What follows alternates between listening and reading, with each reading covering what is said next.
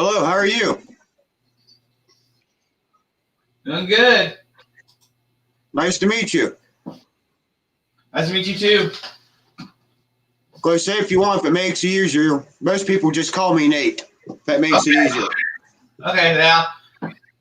Yeah, they do the same thing. Usually they mess up my channel name, but my name's Brandon.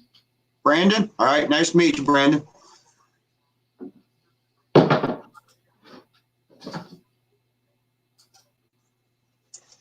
See how many people we have on the YouTube side. Hi, Patch of Heaven.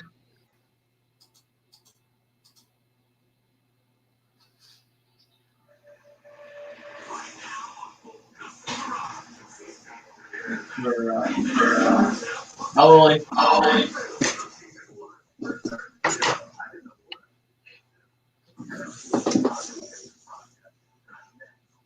So Patch of Heaven, he's got a good channel. I like his channel. Yeah, I'm trying to get Neil. Tell Neil, make sure Neil knows we're live. I shoot him a message on Instagram real quick too. Let him know we're going live. Hi, Joe Smith.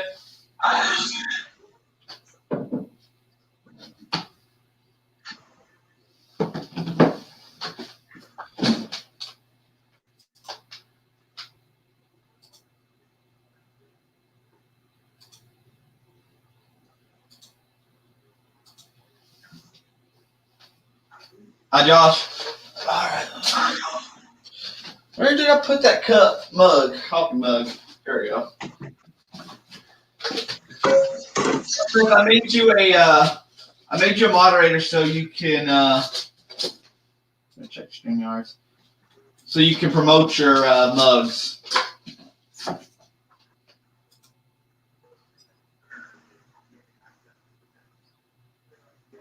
Joe Smith here. Yeah. That's cool. He'll be selling mugs for a local veteran thing he's doing. So he asked me to make the mugs. Hi, Dano. Hi, Harold. But we'll be giving away tonight. We'll be giving away as soon as I can find the right button here. That mug right there. So later on tonight. Nice.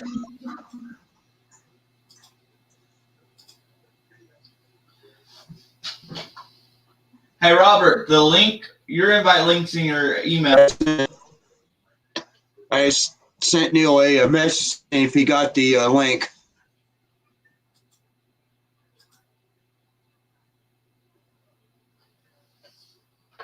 See if Let me see. No, still in there.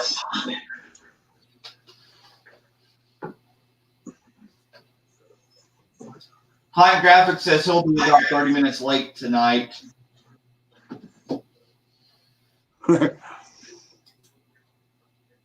Looking at. Is Client Graphics going to be on? Yep. Oh, cool. 25 minutes now, he says.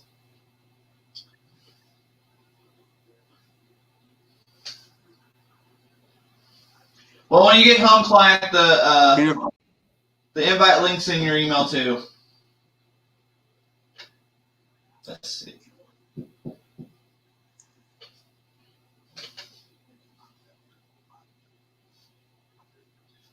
He just saw it on Instagram. So, oh, there he is. Howdy. Welcome back, Neil. Nice seeing you again, bud. Yeah, I apologize for being late. I was putting my kids to bed, so. Oh, that's all right. You know, shit happens, right? I actually got to get on the live comments here. Hold on one second. So how you guys been doing? Brandon, how you been? Been doing good. been kind of lazy. I've not been doing much here lately, but I need to get back on Get back up on it. Yeah. Well, we've been having some bad weather. It's been so rainy, and my shop is a shed. I have just a shed for my tools, and then I take my tools where I need to work, and I work there. How big is that shed, though? It's a pretty decent size, right? Maybe 10 by 12. I've seen your little trailer. Robert Waters in the house. Hello, Robert. Holy shit! Hello, does my mic work? Yeah. One second, I'll be right back. I'm gonna get water. Heartless Fairy, hello. Hi. How are you doing? I've had better days. I'll be right back. I gotta go get another drink or mix up another drink. There you go. She got a pinched nerve in her neck, Neil. Ooh. Yeah. So, like, laying down or standing up kind of hurts either way, right? Hi guys. Yeah, no, it's hurt solid for 3 weeks. It's like they said a C6, C7 pinch, and it's pinched the small nerves along with the big nerves. So half my hand is numb and the other half has a lot of muscle weakness, but I don't want to like intrude on your live stream. I just came to say hi and hopefully we'll get you'll get your channel live streaming and stuff with us one day. I mean, I can live stream now. I have a StreamYard. I was on with Scrapper earlier, actually. We were talking about you. Oh, Miss Canadian Scrapper. Yeah, she had me up in her live stream, so I was on there for a little bit, and we were talking about it. Everybody loves Maintenance Man, so. That's not true. Sure it is. But yeah, so no, I mean, I can live stream now. So, I mean, it's just, I don't want to like interrupt everybody's thing, but hopefully I'll get this fixed and then we'll set one up whenever you're feeling better. Yeah. We'll do like a full on live I'll have stream. to do that. Yeah. And there's a couple videos I want to put out, but I got to get better before I can do that. So, but anyway, hi to everybody that I don't know and hi to everybody I do know. And I'll let you have duct tape back. All right. Feel better, really. I hope that heals up quickly there. Well, thank you. I hope so too. Soon. Yeah. Yeah. I know it's not a quick healer, but yeah. No, this one's pretty bad. So, yeah, but I appreciate it. Keep on keeping on. I know Duct Tape Tech will take care of you. Oh, yes, he does. I'm spoiled rotten. So, as long as he has BVRs, he's fine, Oh, you're going somewhere? All right, I guess I'm keeping you company for a minute until he gets back. Robert Waters in the house tonight on a live stream. Yeah, that's why I got him on here. Yeah, rare, isn't it? I've seen you on live streams. I've never seen you with other people. Is this a first time thing or? Yes. I feel special. I've never actually been in anybody else's live stream. I like your live streams. Actually, first time I think I've been asked.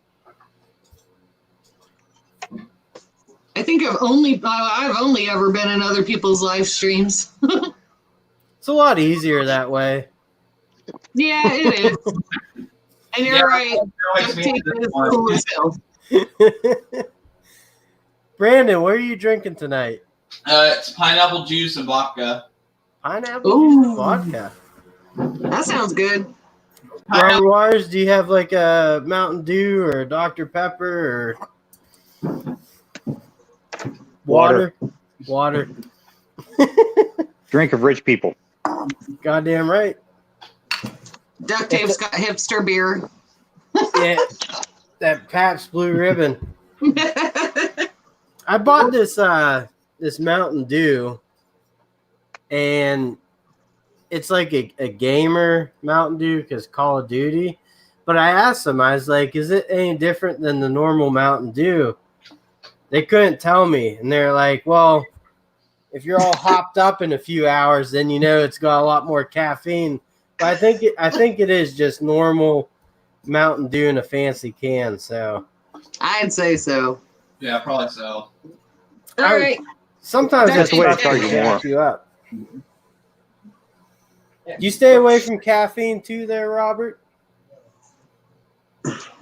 No, I've seen you add Dr. Pepper. More probably because I just don't drink enough of it.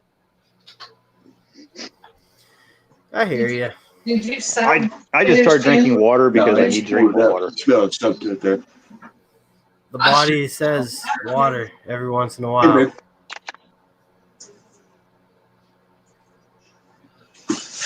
Now I heard something about caffeine. Sorry guys, I step away there a second.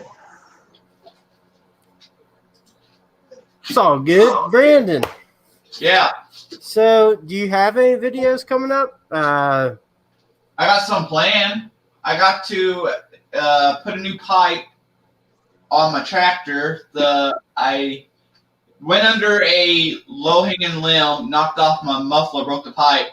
So I'm going to do a video on the removing of the pipe and fixing it. I learned the method by the old K-Series blocks. You can take a hacksaw blade and carefully cut, and then take a chisel and knock them out. What kind of tractor was it, or is it? My Farmall Cub. Oh, okay. I just want to say, what's up, Mike Hodge, Everyday Fleet Tech, Toolbox Footage, Josh Albertson, Ronald, Polar Bear Ed, Apache Heaven, Kenneth, Budget Tools, Boneyard Garage, Hi Joe everyone. Smith, Client Graphics, Famous Amos Cardoza, Dana's Toolbox. I'm sorry, there's a lot of people in here. A lot of people I don't know, too. Hi, everyone. Where's Nightbot? Where is Nightbot? Let's see. Has something better to do because I was coming on. Maybe Nightbot quit.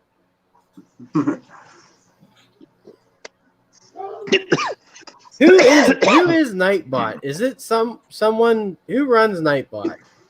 It's just a bot. Do you own it? Do you No, run it? Nightbot's just a program. It's a free program. You can use it to moderate your live streams, but I got to do that for me, so I don't need that. So I just use it to run links. I'm like, it's always on Brandon's channel. Like, just Nightbot loves your channel, man. It's on a few people's channels, but they don't like. A lot of people don't like it. They get mad when they see a channel with Nightbot.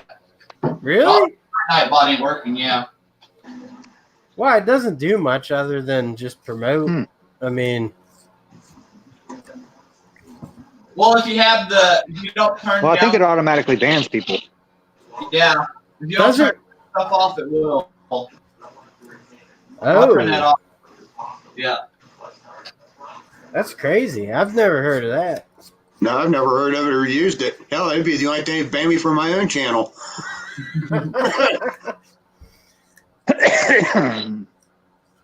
Yeah, Yeah, you can actually program Nightbot to ban somebody for cussing.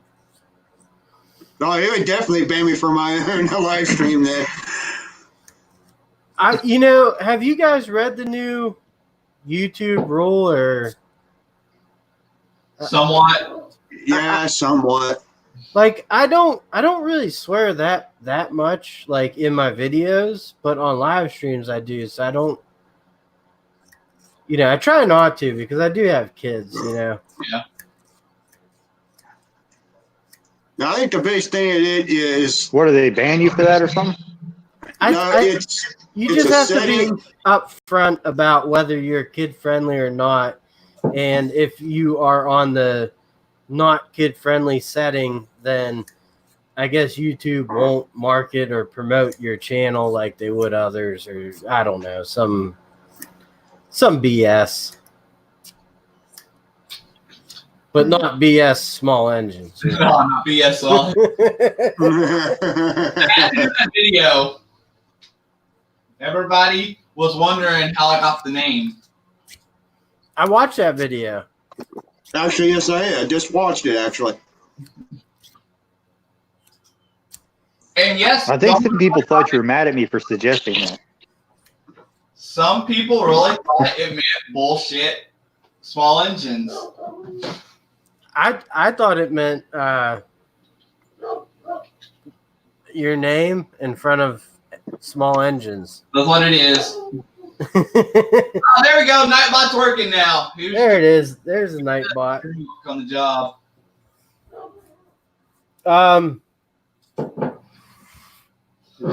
Yeah, there. I Briggs and Stratton, but it ain't. I'm Mike Hodge. Briggs and Stratton. So, what do you guys think the best small engine brand is? Honda, Briggs and Stratton, Kawasaki Cooler. issues. They all have their issues. Well, I think Kawasaki has less issues. I've worked on less Kawasaki's than I've worked on Hondas and Kohlers and Briggs and Strattons. Now, The American-made Kawasaki's are the best. American-made Kawasaki. What are they usually stuck on? Like in terms of like a push mower or what?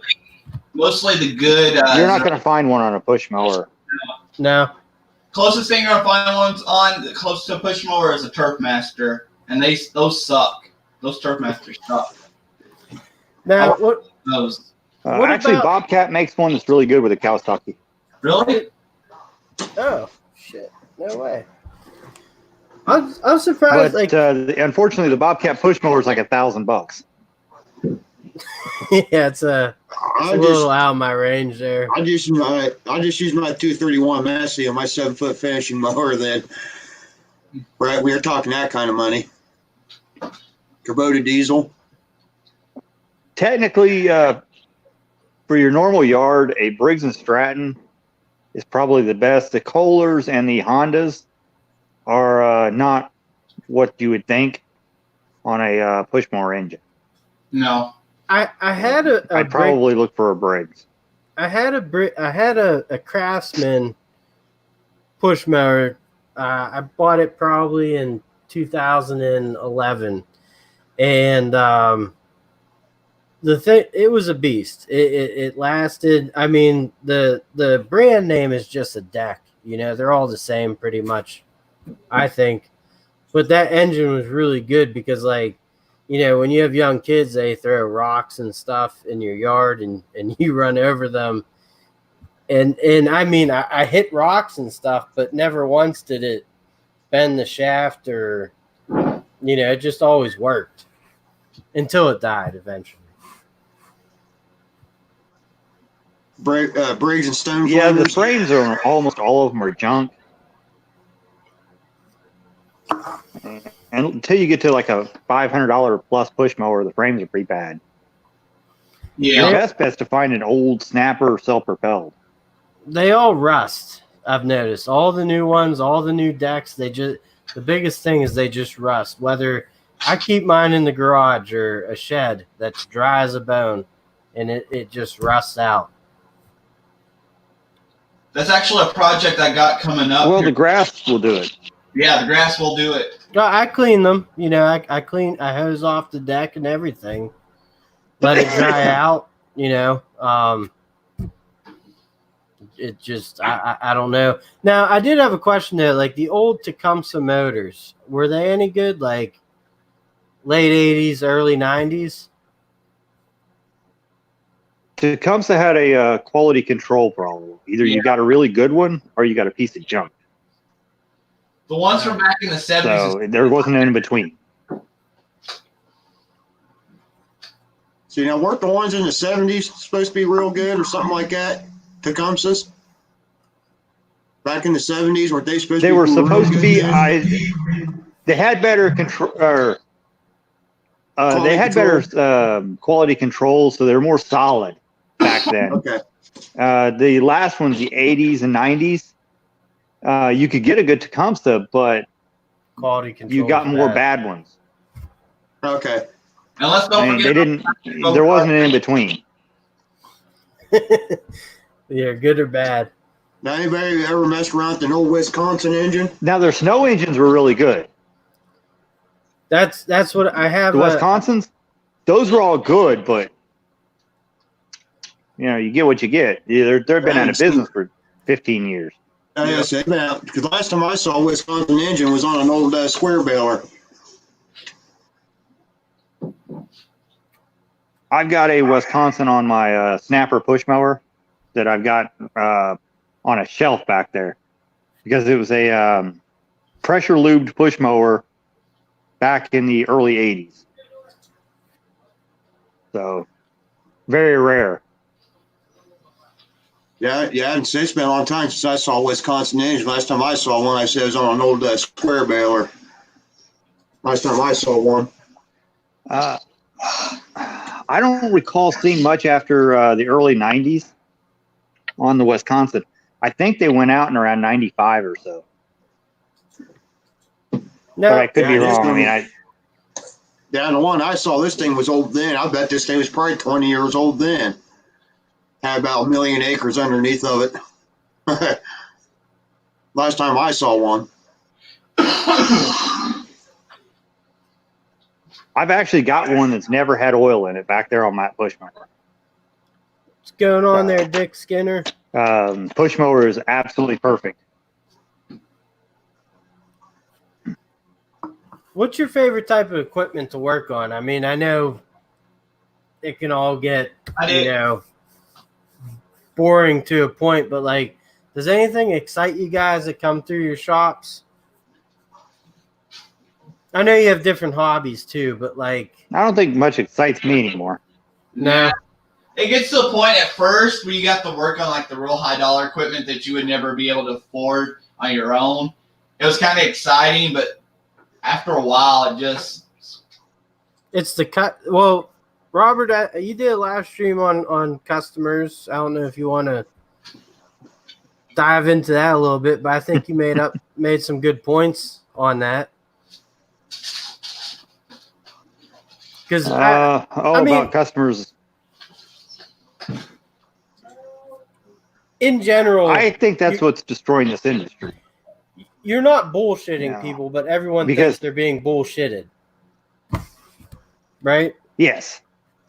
So technically, I think that customers expect us to lie. Yeah. Well, they and do, I think that kind of breeds lying. They're so, I hate to say it, but they're not knowledgeable. So you could tell them the truth, and they won't understand that, and they think you're bullshitting them. So after a while, you just tell them what they want to hear. Yeah. Unfortunately, every now and then they push you up between a rock and a hard place, and you have to tell a little white lie just to make them happy, so you can finish the job. Yeah, I think YouTube makes it worse. Yeah. Because on YouTube, these people make everything look easy. Yeah. Everything's fixable for $20. Everything, everything's the same problem. And come on, that's not real. No, It's kind of like you those can fix DIY anything. shows. If you got enough money. They're rebuilding a house or re-renovating a house, and an hour later the whole house is done. Yeah, for like $20,000. But they think, it only took him 5 minutes to do it on camera. Like, no, it's not how it works. Like one of them I've made, and I don't have anything against this guy, like Musty One. He fixes everything. Either he's the luckiest guy that walked the earth, or he's not showing you the stuff that he can't fix for $20. Yeah. That or he doesn't show you the troubleshooting off the camera. I think what he does is he picks the stuff up, and he only shows the easy to fix stuff. Yeah. And he throws the rest away. He doesn't show you the fails, because everything just falls off when he does a video. He never breaks a bolt. He never strips anything. And I'm not calling him a liar. It's just I think he does exactly what I would do, because make it look good. Yeah. Right. It's kind of like that drill restoration right there. I took it apart like several times before I did that video, but I ended up still messing it up. So. What I think too, like when I do a renovation, I know that there's if you're a contractor and you give someone a number, but like you really got to tell them until you open the walls and stuff, you have no clue the issues you might run into. And it's the same with small engines. Sometimes we don't always know when we, because you don't know who else has messed with it exactly, and all that stuff. So like, yeah, you want to be as honest as you can be, but a lot of these people don't understand that shit comes up, and I think more people should show mistakes and whatnot. Like not mistakes on themselves, just stuff that like I show videos of when I mess up. Yeah, there's nothing wrong, you know. But the problem with that is, let's say I uploaded a bunch of videos where I struggled with things. Yeah. All you get is comments underneath there saying, "Oh, you're a shitty mechanic." Yeah. No, that's just reality. You're a hack, bolts are going to break. You know. Toolbox footage said something perfect right there too. Customers understand that they can get $100 push mower instead of preventive maintenance. Yep. Sorry, I didn't mean to cut you off. I'm sorry. My internet kind of lagged there, man. I'm sorry, man. It's all good. I'm a firm believer of always, like, if something breaks, like tomorrow I have to pull apart my washer machine. It's not working correctly. I've never messed with one. I might film it, but like I'd rather give a shot at it than washer machines and stuff anyway they just don't die. Just like refrigerators. They just keep working. Even if you buy a shitty one. Like, you kind of got to take them out back and shoot them for them to die. I don't know, the computer controller. Some of those new computer controlled, the circuit boards go out on them. On the newer ones, but like mine's the like old 10 ones. Years old.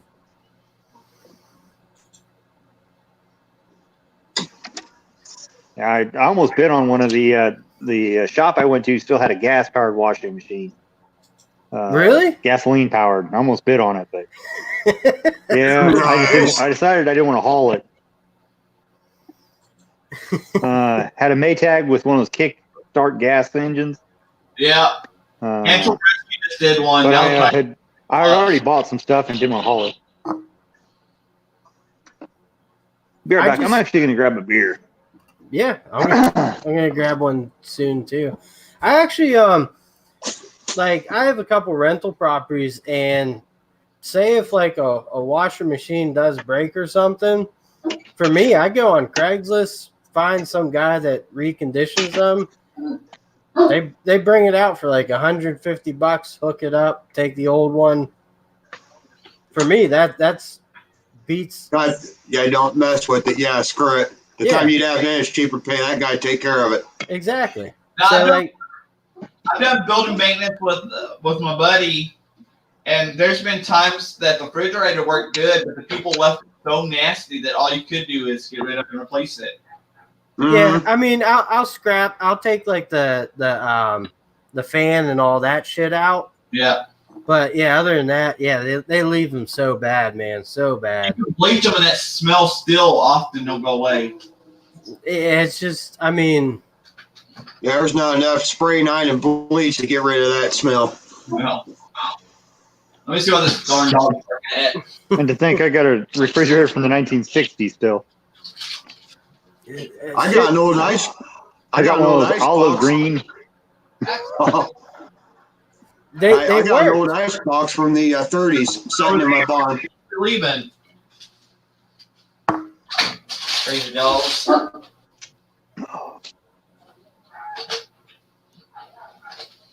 I mean, even refrigerators, I bought most of my appliances 10 years ago for my house, but they don't have all the electronic gizmos that the newer stuff right now does. Like the washer machines and stuff are,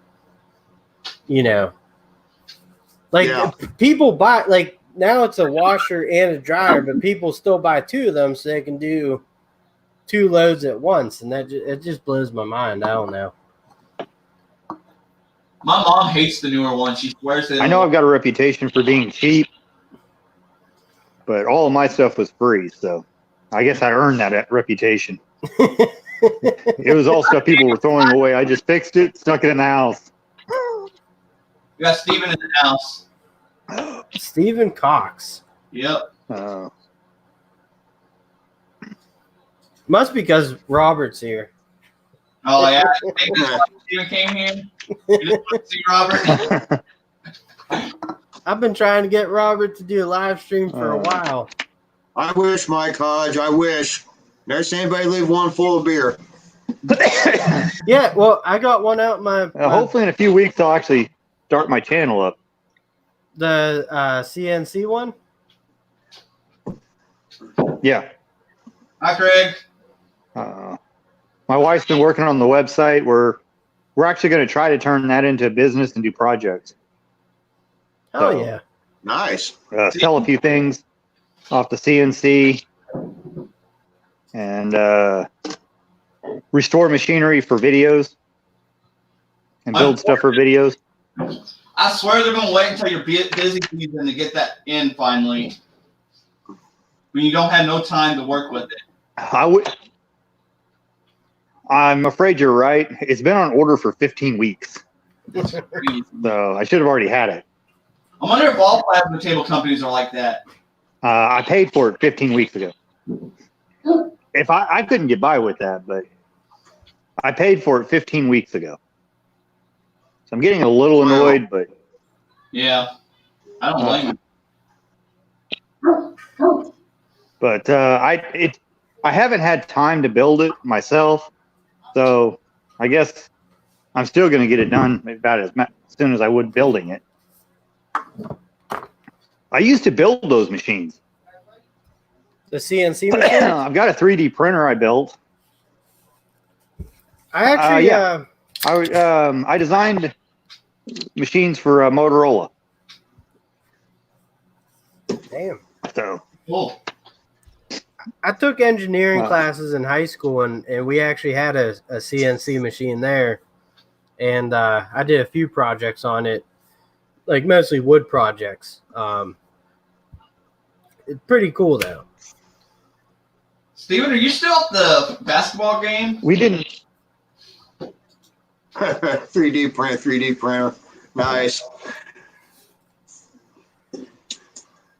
I haven't got printers yet. I've got 2 3D printers and a laser cutter, a vinyl cutter, and let's see what else. As far as toys, I think that's probably the major stuff you'd see. Yeah. I got 3 vinyl cutters, heat presses, a hat press, a mud press, a shirt press, a special printer. For dye sublimation? Yeah. Which I want one of those. they're good, but you can only do light color stuff, which kind of sucks. Yeah, I know, but it's still, I want it for metal. Yeah. To go with the CNC plasma. Yeah. I've got the hat press and the shirt press. Yes, Steven. I have a hard time with my hats, though. It seems like they're peeling. On the brim? I can't get these hats to not peel in a couple years. No, Yeah. it presses the vinyl here on the top. Okay. Yeah. The heat press vinyl, it just don't do But- good on hats. I tried. What up, Roy? Preston and Ironworks here. That's pretty awesome. But mine Hey. peel after a couple years. I'm trying to figure out why. Right there, Roy, is your sticker. On my, Speaking of stickers, I noticed all those old tools and old glass electric insulators there on your wall. oh yeah, I've been collecting them for my live stream. Yeah, I see a couple cross cuts there, the brace up on top. Yep. Some of this stuff I found for free. I just found laying around in clean out. That's the only reason I like going to help out on building maintenance is to do the clean outs. Sometimes people leave some good stuff behind. Yeah, Everything that they have is a throwaway. Everything they have. People leave flat screen TVs, vacuum cleaners. I mean, it's amazing what people just consider trash. junk. Yep. The last clean out I did was the worst. So we had to take out the mattress. The guy, it was an old guy. He died. We didn't find him for a week, and we had to take that mattress out and throw it away. I can never forget the smell of that. I'll show you guys my first miter saw. Actually, yep. I mean, Cordless too, isn't it? Yep, cordless. Take it any. The only thing though that does suck, and I haven't found a larger one because a lot of the newer trim is bigger than that. A lot of the old trim too is bigger than that. But I mean, Craig, we went in there like hazmat. Yeah, but most people use power ones, don't they? You can't get over that smell. No matter how many masks and gloves you have, that smell you just can't get over. the death. Yeah. Yeah, we had a woman die. I went in, I remodeled the apartment. We got it painted, new kitchen, new bathroom, all new trim, all new floor, all new lights, all new outlets, all new switches. And I can still smell that fucking apartment. How it was when she died. Joe Smith, we found a box of something that I ain't even going to mention on here in one of our clean outs. And it was an old lady, so that made it worse. Were they battery or gas powered? Show Joe Smith's mug off again. That's a cool mug. Yeah, he's going to be selling these for a veterans thing he's doing.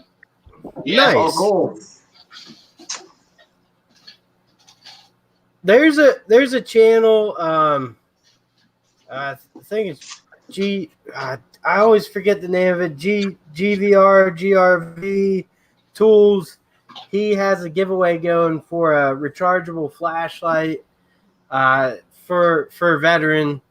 Any veteran that goes over to his channel, I'll try and throw it on here real quick. Any veteran that goes on his channel and comments on that video gets it, and he'll ship it off to them.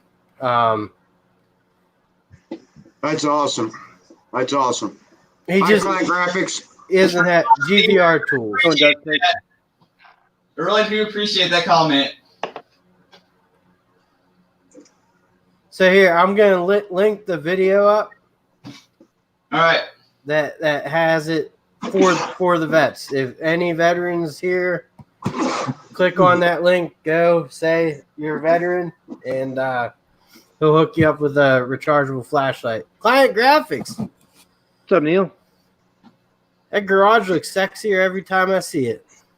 Thank you very much, sir. Just a little bit every day. Excuse me.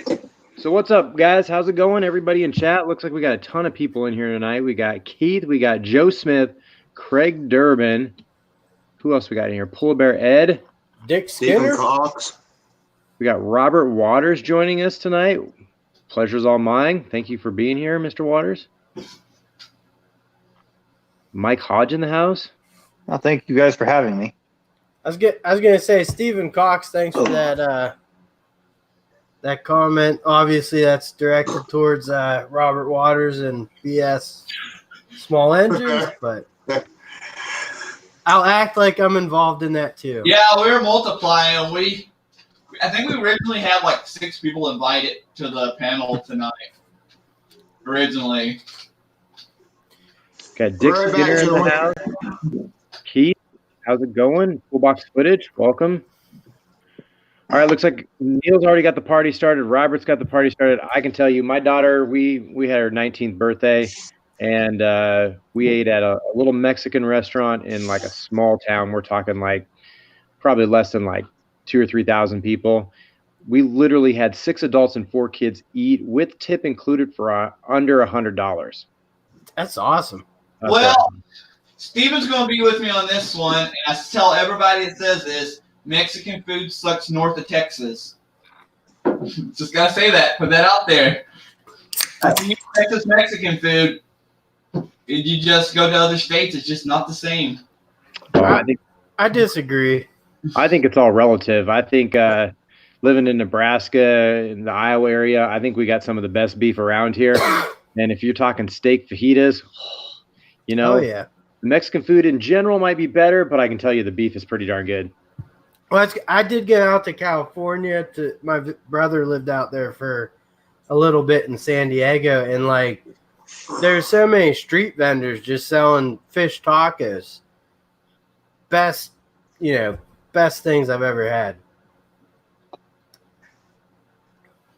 Oh, by the way, guys, since we have a lot of people in here, shortly we will be giving away this mug, if I got the right camera. This mug right here. That thing's sexy. So we'll be giving that away shortly. Hopefully we have like 20 people in here when we do it. Which we've had it. It's coming and going having that many people. See? I told you Steven was going to agree with me. I just wanted to mention what Stephen Cox just said here. He's talking about us guys. He had a pretty cool comment up there. I think he put it up on the screen or something like that. But Okay. Stephen Cox, appreciate what you said. Yeah, that's what. Yeah, I respond to that. Yeah, it was. Well said. Appreciate that. But like I said, I don't think it's directed towards me. No, so first of all, Texas, you're saying you have the best Mexican food.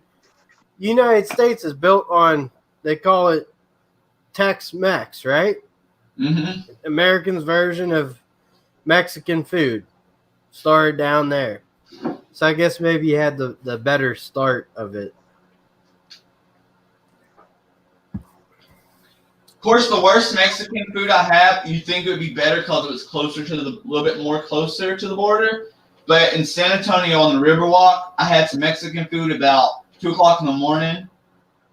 I was going down there to do some work. We was working a big event down there, selling honey of all things to be selling. And we got there about 2. We got there at 2. So we was hungry, so we decided to go eat Mexican food. That was the nastiest Mexican food I've ever ate. And it was expensive because it was on the Riverwalk.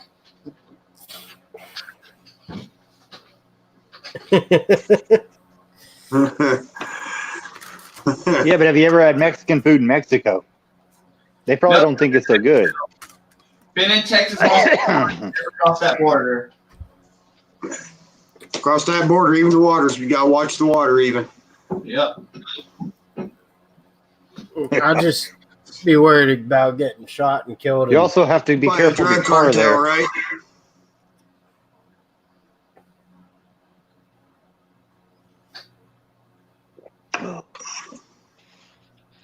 Well, Neil, as always, I caught a little bit. One of my live stream. past jobs went to Mexico. Caught a little bit of the live stream before we were driving into town, and I heard you saying you were late because you were helping put the kids to bed. Well, that's the first thing I had to do once. Oh, that'd be great, Steven. I would love to have you on one of my live streams sometime. Let me know. Get with me on Instagram sometime. We'll make that happen. So I got the kids that are getting ready for bed right now. So I got to say, good night, kids. You need to go to bed. Listen to your mother. Respect, number one, not only in the household, but to everybody out there. Really appreciate you joining Brandon's stream, not only tonight here live, but in the comments. A lot of big hitters out there like Mr. Craig Durbin. We got Dick Skinner in there. I mentioned that earlier, as well as, there's a small channel out there called Stephen Cox. He's just joining in the chat, and that's really much appreciated. Brandon, the hard work that you do every single day with everything you do with tools and in life, you are a true example of, there are a lot of hardworking people out there. There's a lot of creative people out there. You don't have to be creative in the sense of being a creator on YouTube. You fix people's problems by making things work, and that should be much appreciated, and kudos to you for doing that. Oh, thanks. Not only that, Brandon, I like that you dabble in whatever. Like whatever floats your fancy that day, you're just going to record it and do it. And, I appreciate that for sure. Yeah, whatever I do, I try to master it. Still not very good of a blacksmith. I'll keep watching Christ in Ironwork, and maybe we'll keep watching his live streams. I'll master it eventually. Just don't watch Wrangler Star for blacksmith. Well, I think all the channels are really good to watch, even if you look at it in the reverse. You can be like, that's not what you want to do, or that's what you want to do. So it's really what you want to take away from it all. Yeah, no, I love Wrangler Star. I do. I like that guy because he doesn't give a flying what. He just makes what he wants to make. But it is funny listening to, and I don't know, he's pretty good at everything he does. Okay, Roy, brisket. I think it's a mistake to think anybody. I just think it's a mistake to think anybody you're watching on YouTube is truly an expert at whatever they're talking about. Yeah. Because let's be realistic, and often they're not. No, but I mean, that's where people have to be able to make their own judgments or form their own opinions. I learned a lot of good stuff off of YouTube, but I learned a lot more from doing and failing. Every time I do something and fail at it, I learn a little bit better how to fix the problem. Well, like Wrangler Star, I mean, not everyone agrees with him, but I mean, woodworking and stuff, or like the projects he does do, he puts a lot of time and effort into them. Might not be the best way, but it's kind of like having like your uncle or your dad or someone just. Well, I think when you get that certain sub count, people just automatically start hating you for whatever reason. They're probably just jealous that you have such a big following of people. That's a lot of it.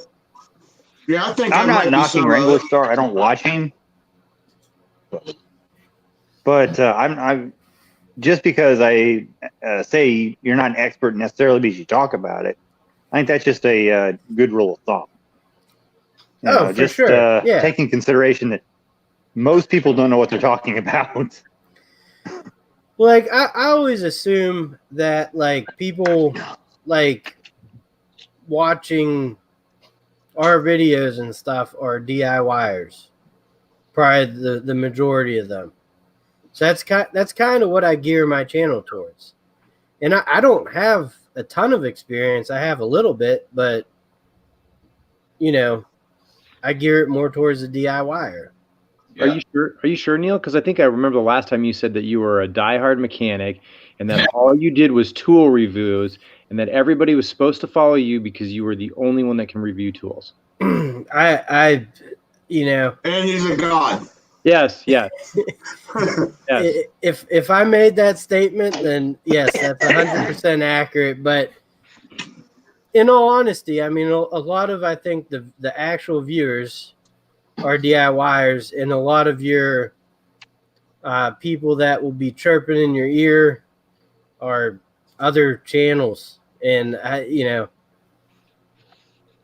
did a live stream on this last time. I'm not going to dive into it, but like people just need to be more, not assholes.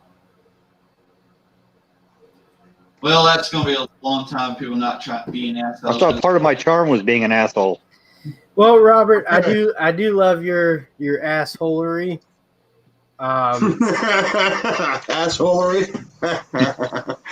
But it's because I know like I know that you and I kind of have the same morals, even though I don't know you that well. But like when I've seen a few of your live streams and stuff, I really respect what you have to say. And pretty much everyone on this panel, like Duct Tape Tech, runs a farm or takes care, maintains. I do have to say, Roy, you have some of the best blacksmithing videos out there. I've never seen any better blacksmithing videos than your channel.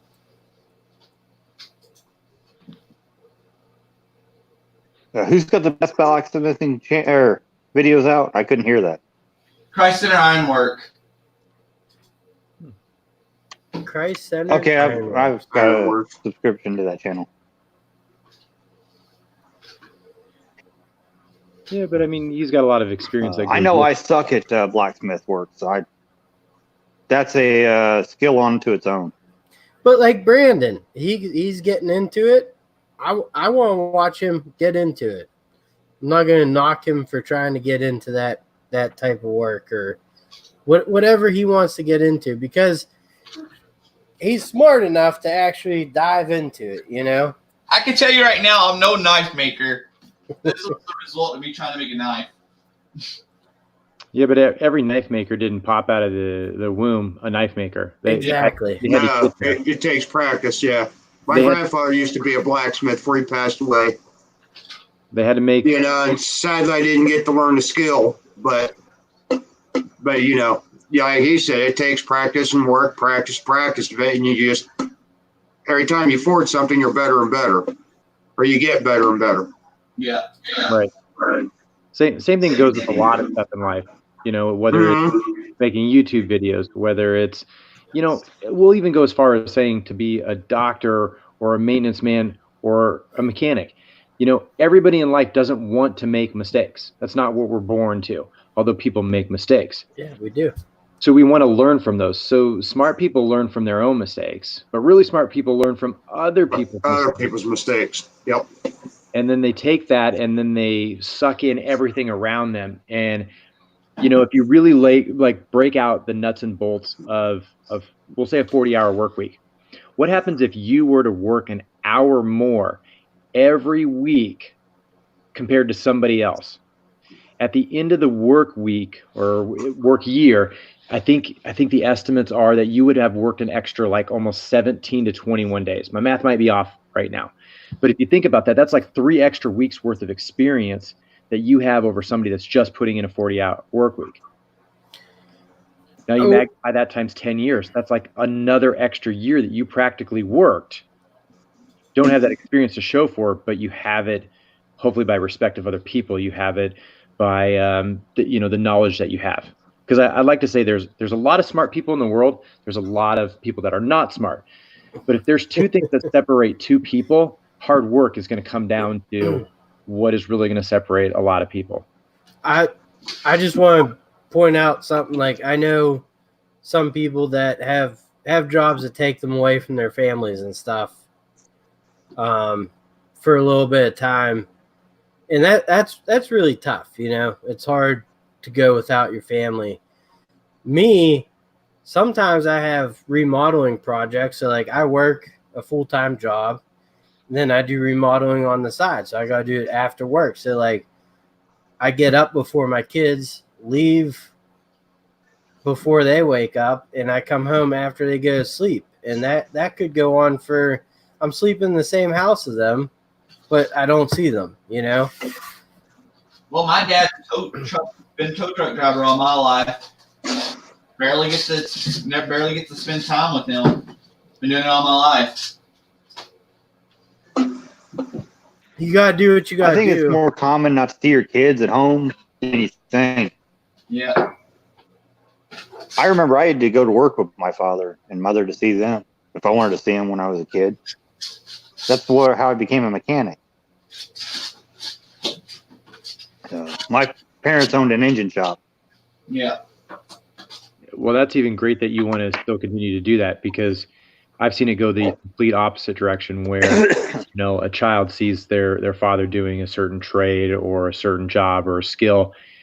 And even small businesses today, you see somebody owning a shop or owning something, and their kids are like, I see all the hard work that my parents put in. I don't want to do that. Yeah, they don't want to do it. And you see a lot of small businesses that die, things that have been carried on for 2 or 3 generations. Yep. Everybody wants things really quick and easy. And even a successful business, they just want to sell it, take the money, wash their hands of it. All that hard work. So it's great that, Robert, you have a Technically, story. I think there's a reason for that. It's called greed. Think about it. I mean, my father worked a lot of hours for the pay. he didn't make that much money. I work a lot of hours for my pay, and if he actually put my hourly rate, I make piss poor. But the thing is, and I know a lot of people won't agree with me, I get to spend every day, all day with my wife. And that's the bonus. My wife never leaves my side. I would take that.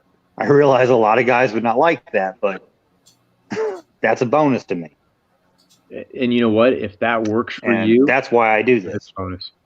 That is a huge bonus, because I can guarantee you, as much as people would say they don't want that, there's a lot of people that really do want that. They'll just never admit it. I would. I'd love to retire right now and spend the rest of my days just hanging out with my wife every day. That's why I fucking married her. That's great. I know. The only time I've been away from my wife today is while I was on live stream, because she went to bed because she doesn't like to be on camera. That's the only moments of my life or day today that did not include my wife from the time I woke up. And most people can't say that. See, what people don't So, is live stream's the only time I'm really sociable. You can ask anybody that went to that the event. I love the event, the festival, but I'm not a very sociable person in a crowd of people. It's just not my thing. I'm not either. Because I love going to those events, but I'm just not very sociable. It's just not my thing. Now, I don't do large crowds either. Then I can tell you, do not go to SEMA in 2020 in Las Vegas. that was I think they were saying there was 160,000 people that come to that event or register for that event. That's great. That's The great. only big thing I go to is. Sorry, Neil, what was that? I'm Client Graphics. Do you have a fun time though? Was it? It honestly was a blast. It was a lot. It was a lot of work. Roy's got a question for us all. Hold on.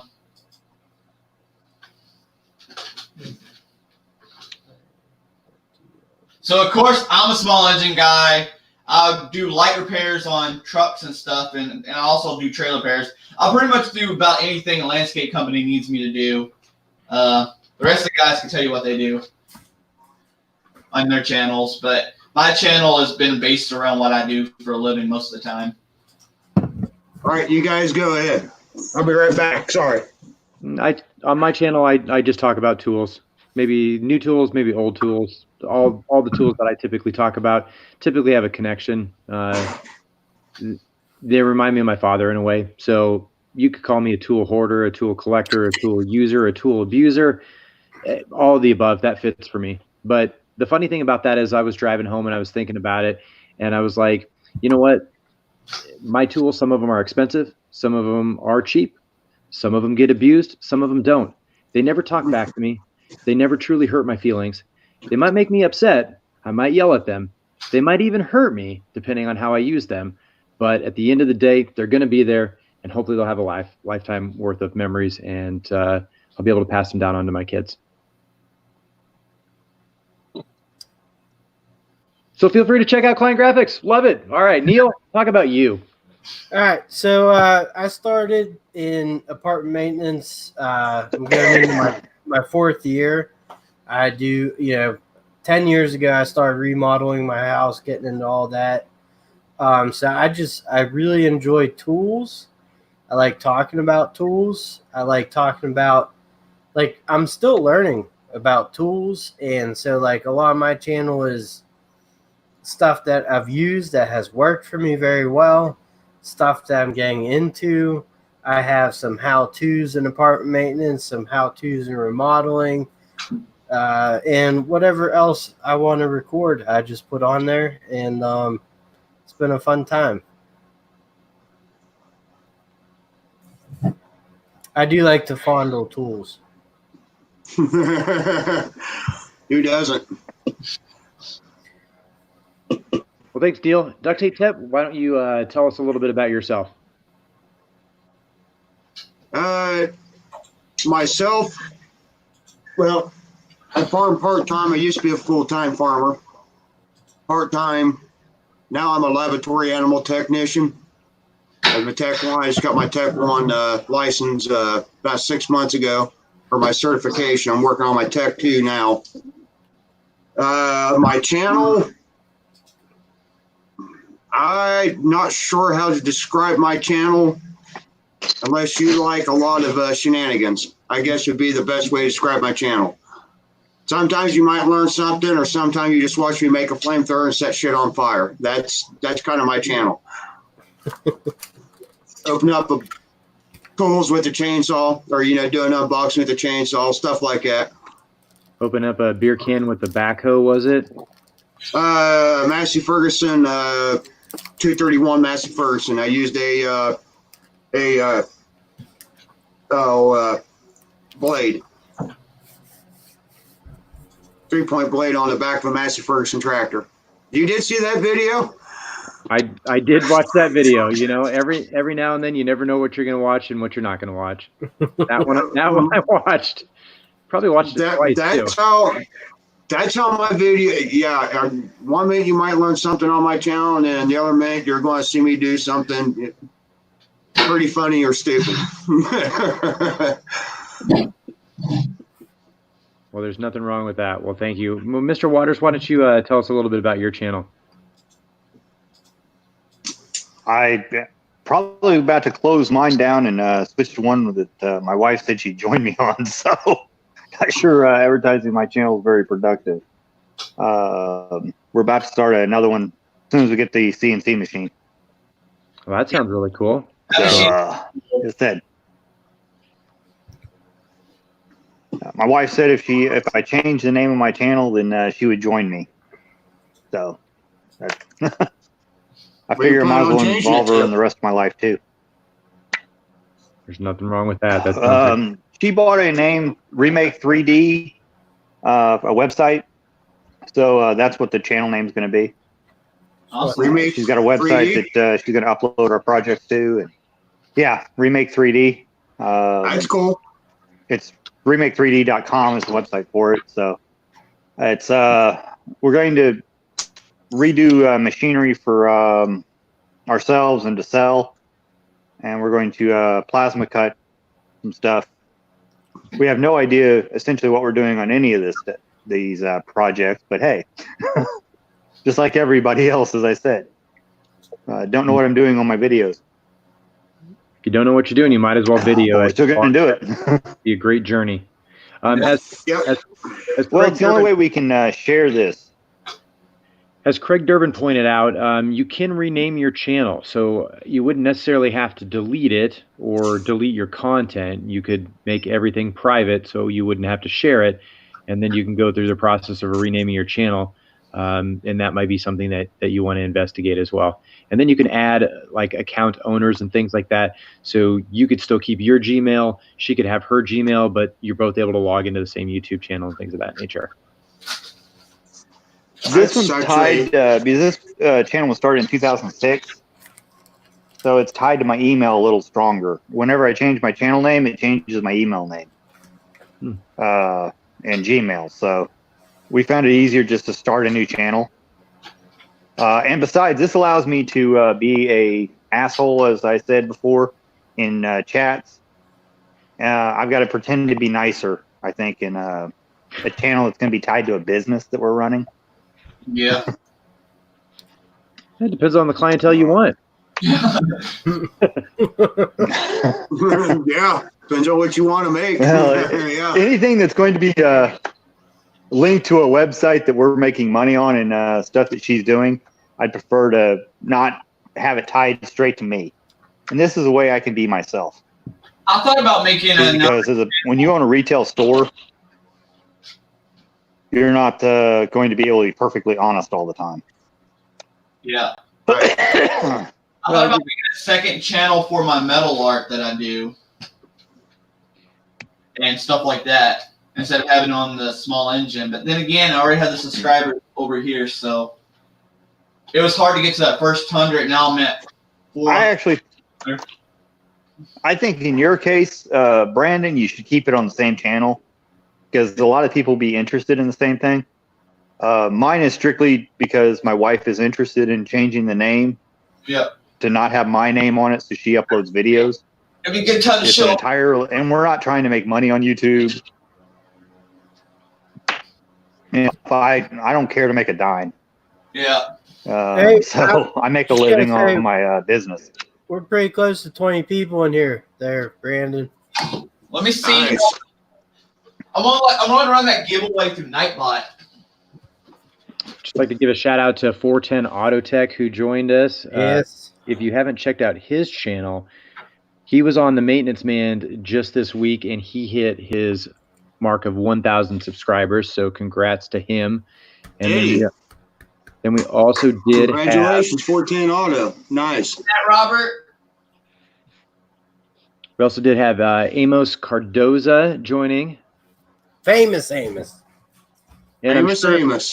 And I'm sure Slosson's Lawn Care has been here for a while, but just wanted to say, hey, what's up? Thanks for joining the live stream tonight.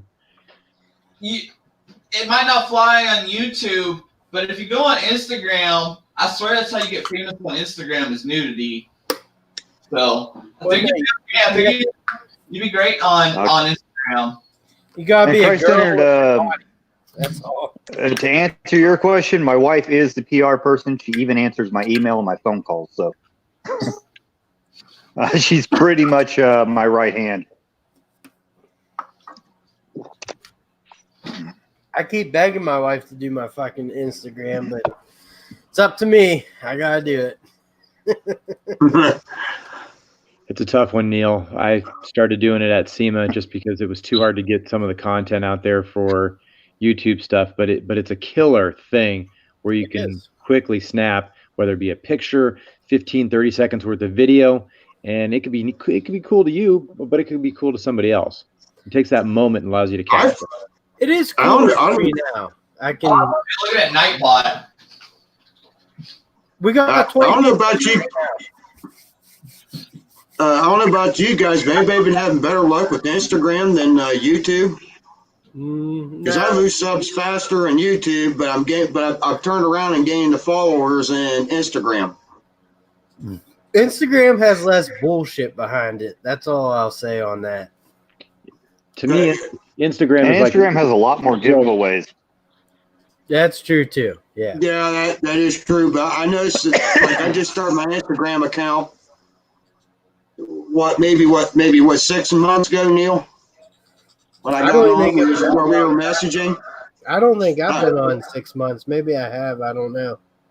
You was on before I was. Whenever it was, I started using Instagram so we can all start messaging each other since YouTube done away with the IM.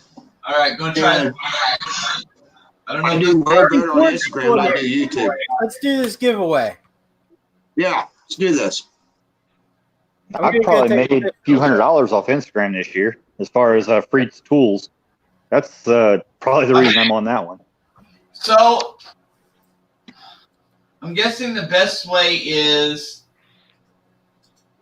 random number and let the Nightbot pick them, or should we do active user?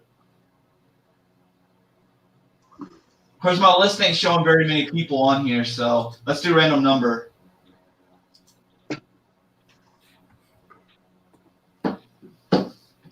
All right, let's get this started. Everybody put the random number, pick a number, 1 or 0 or 1 through 100 on there, and I'll pick the number. 1 through 100, he said. That Joe Smith. You got like 46 trillion or something on there. And while this goes on, I'm going to take a piss.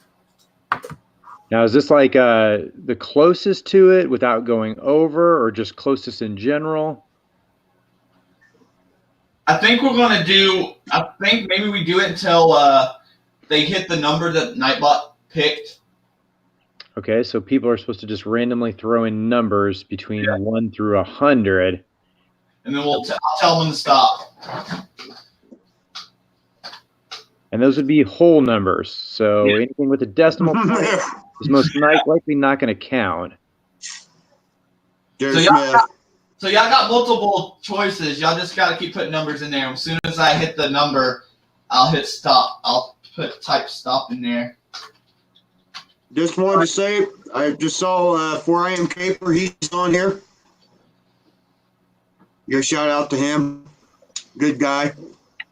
4 a.m. Caper, our resident Canadian. What's up, and welcome to BSS Small Engine live stream on Saturday night. I always say, just because my sister dates a Canadian, I always say, And tools and trash. just because of him, he just bugs me so much. My sister's fiance. You know, all he talks about is how Canada's better than the United States. That's what he always says. Canada is better than the United States. So I'm like, well, stay there. We don't care. Looks like we got some new. And also, tools and trash is on here. Yep, we got tools. Caper and and trash. tools and trash. Man, we came close a couple times. Joe Smith won it. I Joe probably Smith won. That's what Nightbot said. Joe Smith has won the giveaway. That's what Nightbot says. Yes, it is. Congratulations, Joe. It's a very interesting giveaway system, Nightbot. I don't see Nightbot on here. I do. I do. Nightbot came out and said, Oh, it is! has won the Wow! He got you. It says you won. Joe Smith is the winner. Joe Go Smith ahead. is the winner. Well, that would say Joe Smith won. I could just ship his preview number. I could just ship this with. I could ship this mug with this mug. So there's that.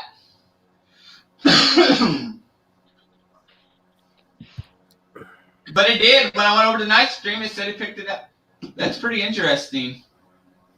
I didn't know how the Nightbot thing worked. I never did that. I never did the thing before. So everybody stop.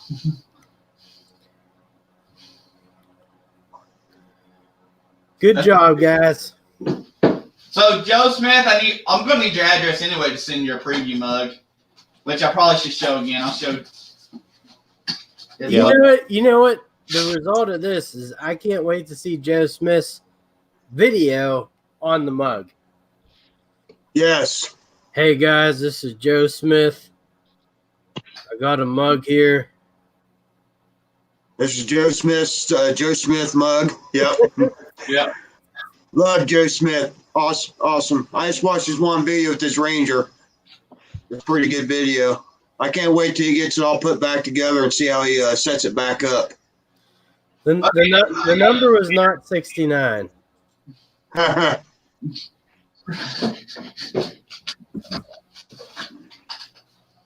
So I'll package this one up.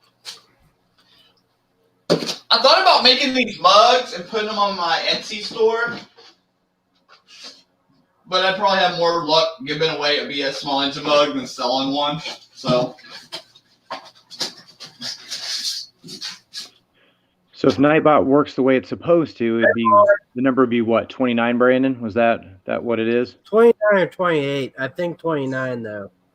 Because Joe Smith's last two, the closest one to Nightbot was 29. The one before that was 28. So the number it originally wrote at was 15. I don't know if it was just the way it just did something different. I don't know, but it shows right here on the giveaway.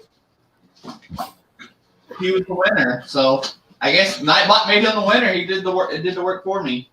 hell yeah.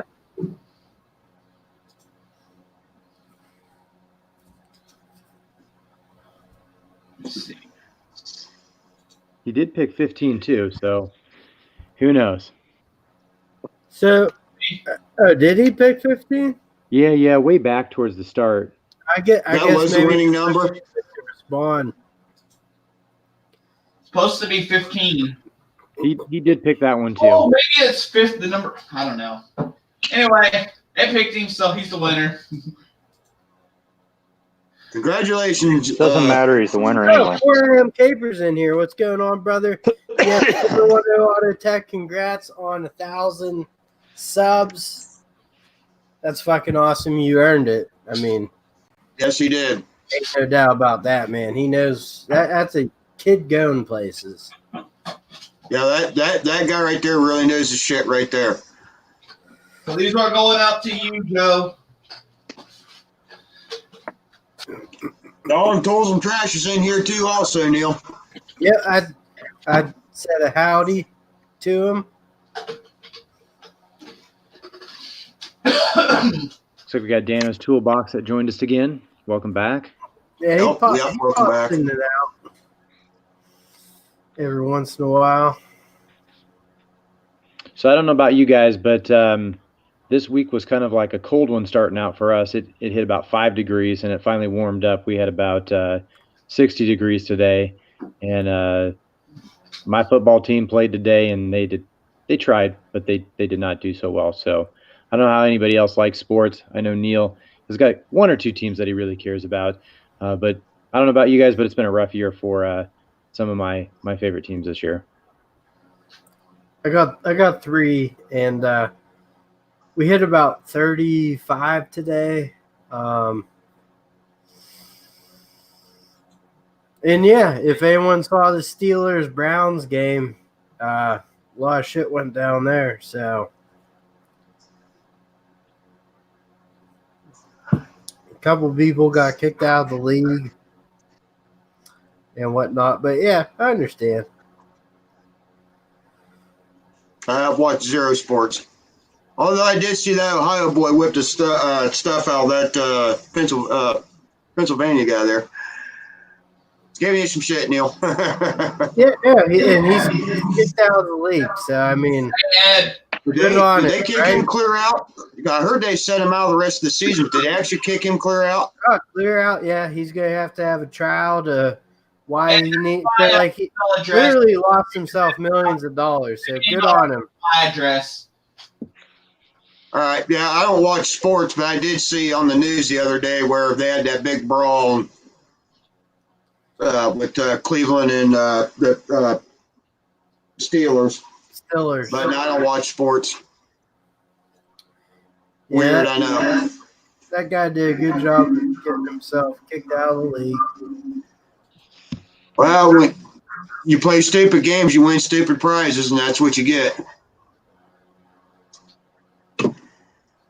Or you can just come join Brandon's live stream, and maybe you'll win some mugs. He's always got those around. Yeah, exactly. All right, that's fine too, Polar Bear. So, Brandon, when are you going to have some more of those hats around? About those decals that you make, how you iron those all on and get those smoothed out? I haven't seen any of those for a while. I really do like your white hats with the logo on it. I need to get on Amazon and order some. I got my setup back here. I got my hat press sitting right next to me in my special printer. I need to order some. I just ain't got on Amazon and ordered any in a while. So do you have order from all your heat press vinyl from Amazon? I don't use heat press vinyls. I use a special printer using a special ink. Oh, okay. Yeah, your dye sublimation. Yep.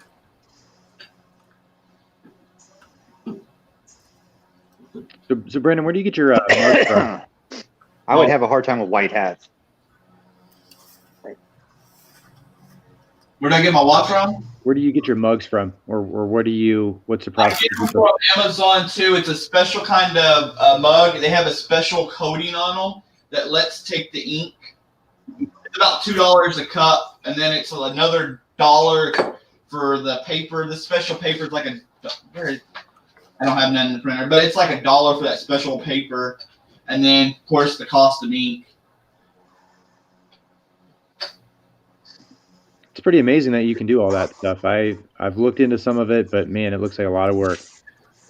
It is, and if you don't come out and you run your printer at least once a week, the jets get stopped up, or the head on the printer gets stopped up and causes issues. Sometimes you have to throw out your whole printer and get a new one. So now I've seen you do a lot of videos on a lot of things, but I don't think I've seen you do a video on some of the products that you make that you use for your giveaways. That would be interesting to me to see something like that on your channel. Yeah, Actually, yeah. The printing of the coffee mug. Yeah. On that live stream.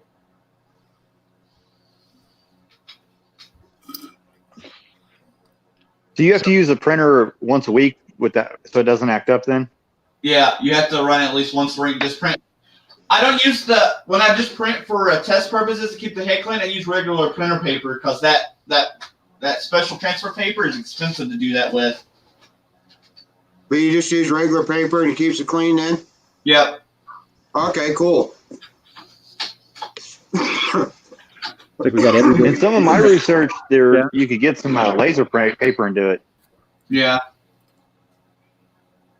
Have you tried the straight laser on the dye sublimation, or? No. I haven't tried that yet. I saw some places and some people I've talked to claim you can actually just use straight laser paper and do it, and save some money on paper. You know, I'm gonna give So that you a might try. try it. Yeah, it'd be worth a try because that paper, like I said, I think it's about $1 a sheet the last time I bought it. Damn. We looked into it, but I didn't know we could use it enough. In fact, when I sell the hats, I sold hats for a website. With shipping, because shipping ain't really much on those hats. I still got about $20 a hat out of those hats that I did for a website. They had me do their branding on their hats for a while. So, Brandon, just out of curiosity, so some people order their merch through Teesprings.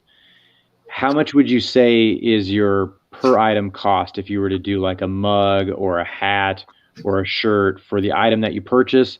And then by the time you spend your time, calculate your time in the cost as well as the materials that you do. If I counted my time, I'd probably break it even, really.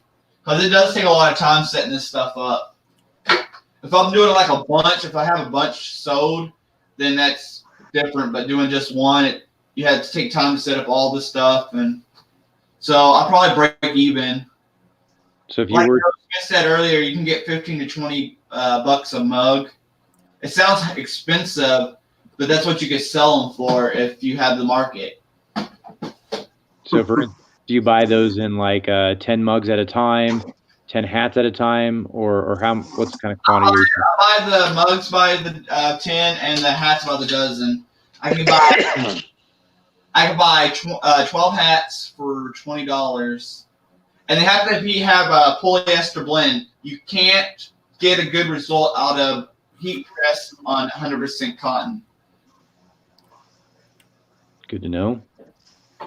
Which sucks when you're trying to do t-shirts because it's harder to find white t-shirts that's 100% or has so much polyester in it. It's easy to find the cotton ones. You can find the cotton ones anywhere and they're cheap.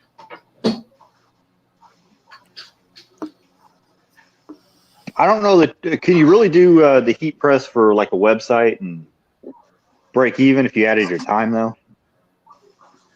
I mean, don't get me wrong. I understand why you do it, but yeah, this was just set up as a hobby. This is it's kind of like us and vinyl. Yeah. This was set up mostly for a hobby. My mom got this stuff started, and then she got bored with it because she couldn't figure it out as easy as I did. So I got stuck using this stuff. Well, that makes it. We bought a lot of that stuff to do our own stuff for like vinyl cutting for mowers. Mm-hmm. But I don't know that I could actually do that and make any money at it. By the time you do time, add that into it. Handy toys, and you can break even. So you're like with all other stuff. You're better off doing a big run, right? Yeah. When you get a big run, you make your money. But if you're just doing one or two items, that's where you kind of start hurting. Yeah. Because of the setup. Special sayings and stuff on them and took them like to a like a swap meet or some kind of craft show, I could probably break even, but I don't like doing those events. I used to do farmers markets back in the day with produce and candles, but I don't do that anymore. But it's not profitable to break even. I mean, you're not really making money. Nope. if you're doing that. Break even does not. Same thing as I said when we looked into it. It's great to have around to do your own stuff. Yep. Or to do a one-off project real quick to get something out. But it's not going to make you $1 million. No. No, that's been our experience. Yeah. I mean, I probably will list know if people will be interested. But I probably will list some of my merch up eventually. Probably this winter because I ain't got nothing much else to do this winter. So I might make some merch to sell on my online store, but that's about it. The way I was looking at it was like the client graphic was going to have his own merch out there. I think he'd probably be better off going to Teespring, than dealing with it because he has other things to deal with. Yeah. But Brandon, with having the equipment, it's custom for that person, and I can see the value in it because you already have it sitting around. You know what? I have. You're not investing. Yeah. What I wish I had, but I don't want to put because out. You got at least $1,000 worth of stuff back there. Yeah. What I would wish I had, but I don't want to put $10,000 into it, is a commercial embroidery machine because I like this embroidered hats. They look so much better than the heat Brandon. treated hats. But a decent commercial machine is going to cost you at least $10,000 from what I've seen.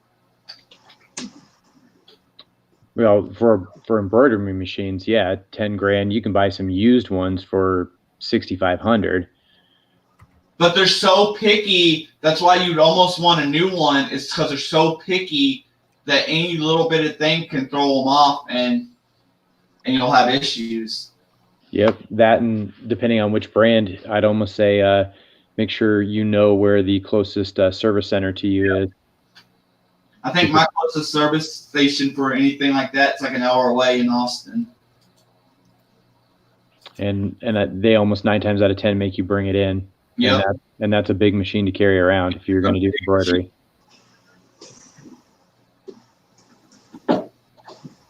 No reason I know that is my mother-in-law. You could probably fix this stuff, though. She's got her own business for embroidery and does a lot. See, we have one of those cheap embroidery machines like they sell at Walmart. Those don't do a very good job, and they break very easily. One of those, they just meant for hobbyists. Yep. You got to sell some pretty expensive T-shirts or mugs to pay for the machinery. So it's a good thing you have those laying around. It's really nice that you can do that and give those away, Brandon. So we really do appreciate it. Well, I figured since I ain't did a giveaway in forever. Kind of like those that have crickets and think they're going to open a vinyl thing. Oh, yeah. I got a cricket, I got a silhouette, but I also got a 42-inch vinyl cutter. The 42-inch vinyl cutter was given to me by a buddy of mine who lives up towards Dallas or Fort Worth.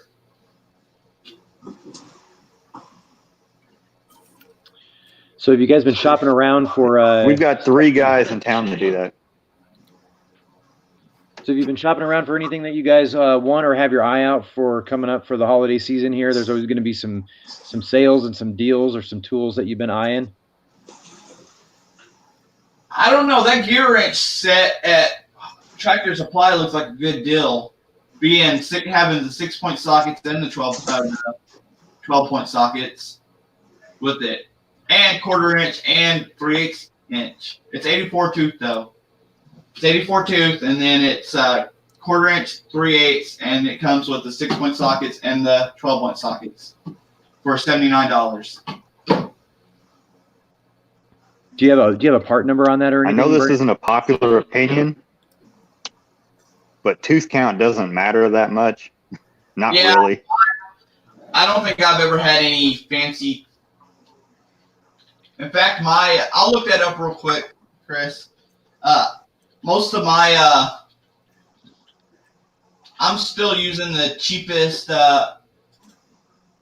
gear wrench ratchet set they had out like 5 years back. 3/8 one. I'm still using it. Been using it every day.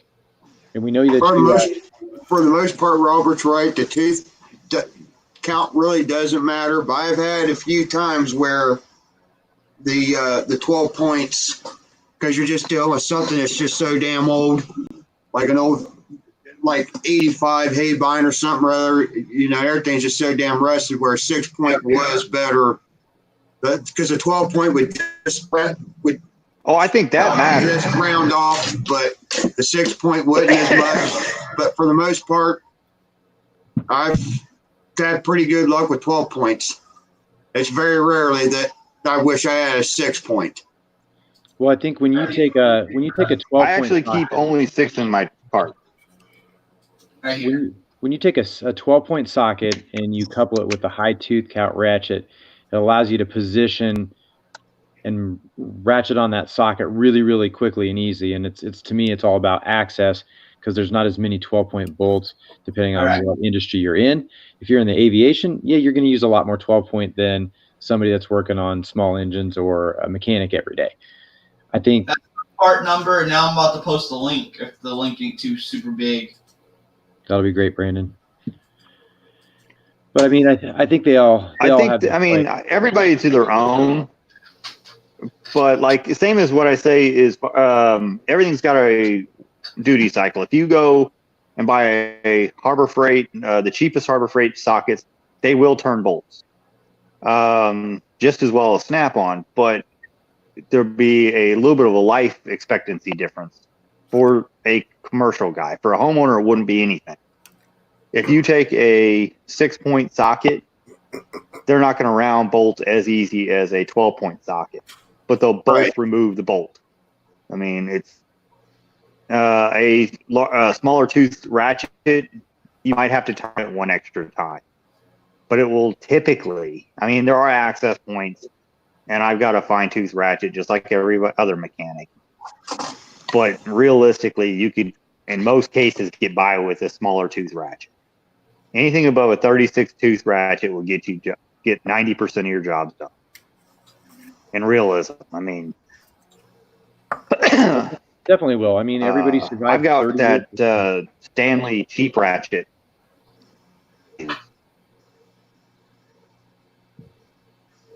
That's in my cart full time, and I turn wrenches all day long.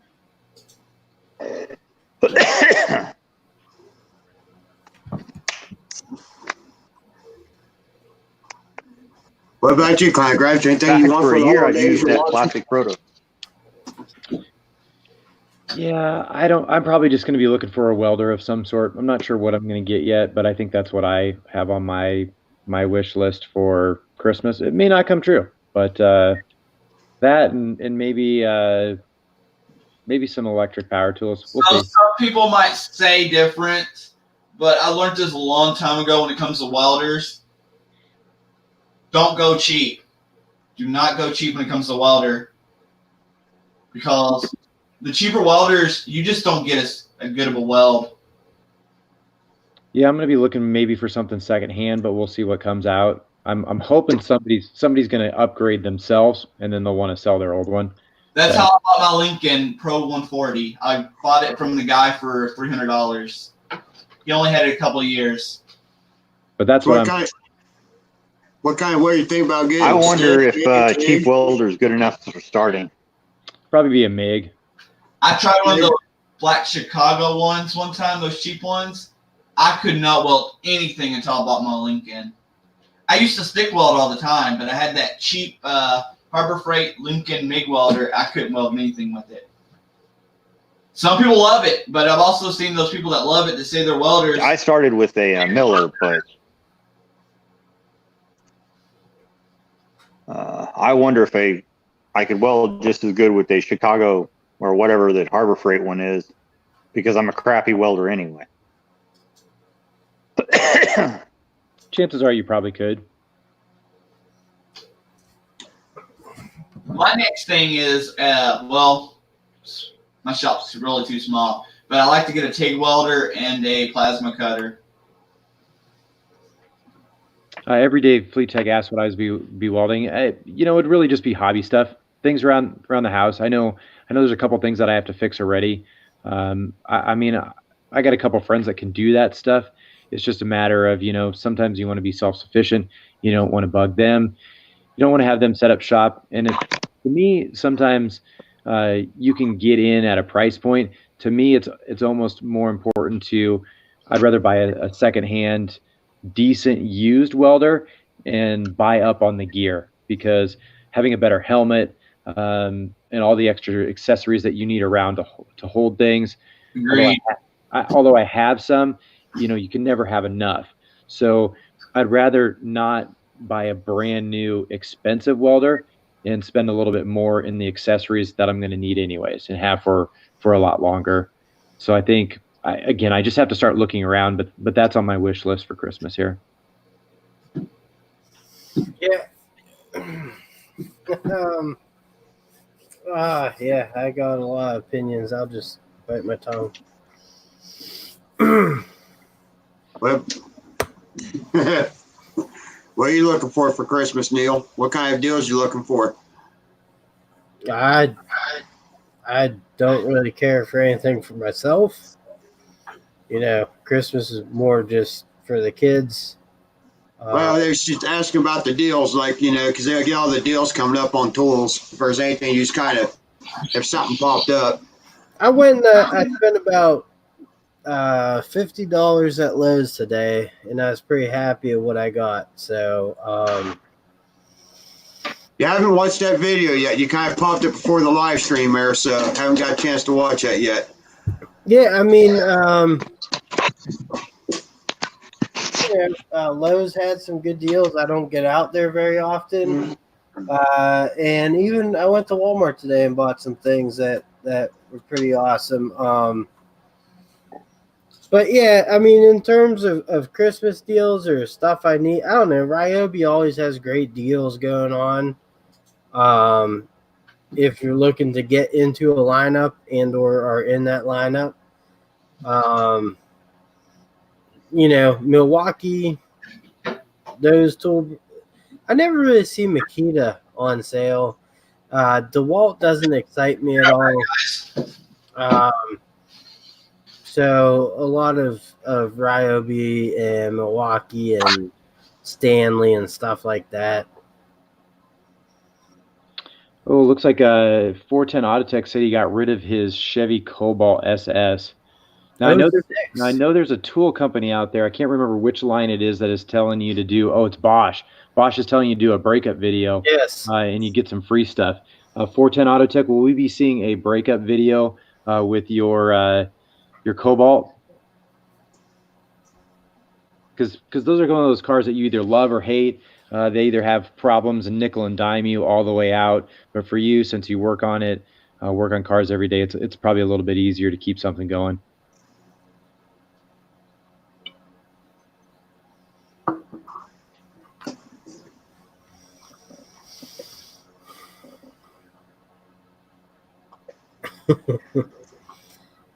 He loves it, apparently.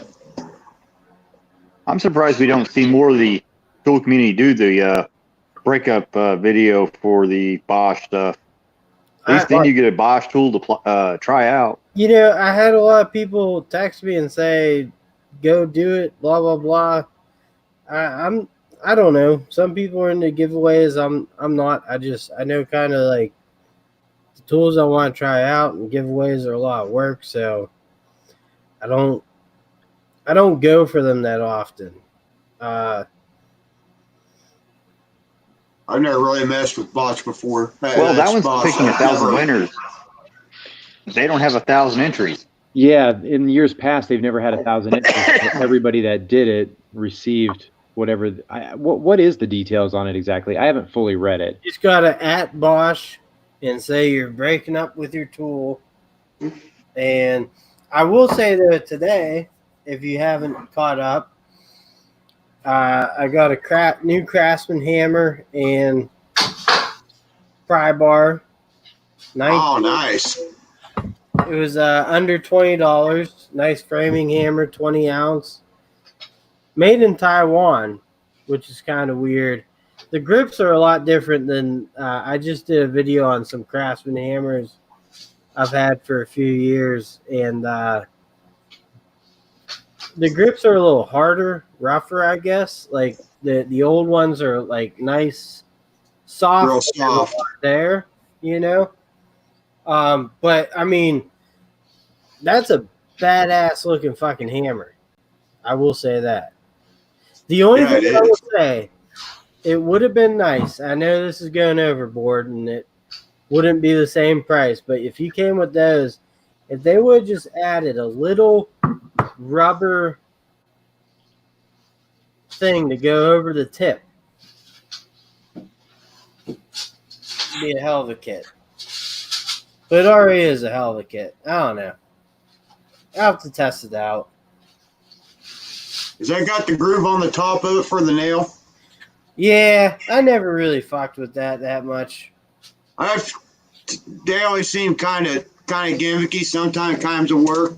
My hammers are made for going through shit, not fucking setting nails. Yeah, no, I like the old method where you end up smacking your fingers. Yeah. Better, you know. It teaches you better. Yes, it does. Keeps you keep damn fingers out of the damn way. I'll stick with an air nailer. And I did pick up the Craftsman this set here, $19. I don't have swivels. I do have extensions and stuff, but not a bad little kit if you don't have them. So I actually went through all my sockets today, and I have a bunch of different brands, and I just kind of, made it work, basically. Right. But I don't plan on buying like a socket set or anything. All right, so sorry to backtrack here. So the Bosch Tools breakup thing. So it looks like you don't truly have to buy anything. You just have to do a video simply saying you're breaking up with your tool line that you currently have, maybe why, and you have to do that before the 21st. So that's this Thursday at 11:59 p.m. And you're entered in to win a battery and a tool from what is it? 1, 2, 3, 4, 5, 6 different tools, 7 tools, which means you at least have to buy a charger if you were to win. No, you get a charger. Really? Because I read It through says it comes with a charger. You get a battery, a charger. Really? And you get to pick one of 6 tools.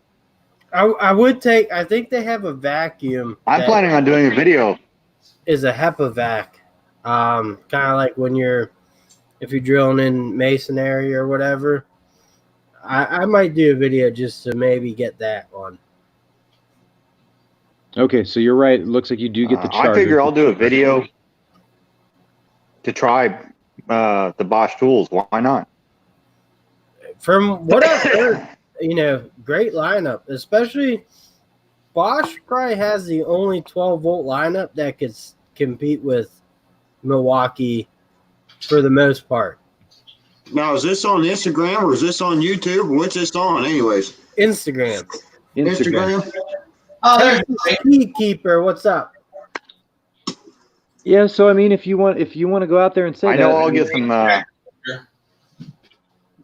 Definitely looks like up to a $300. I know I'll get crap about breaking up with tools, but why not? Might as well try it. I was actually thinking of I don't know, just throwing out an idea, but this drill, I started using it the last few weeks just to.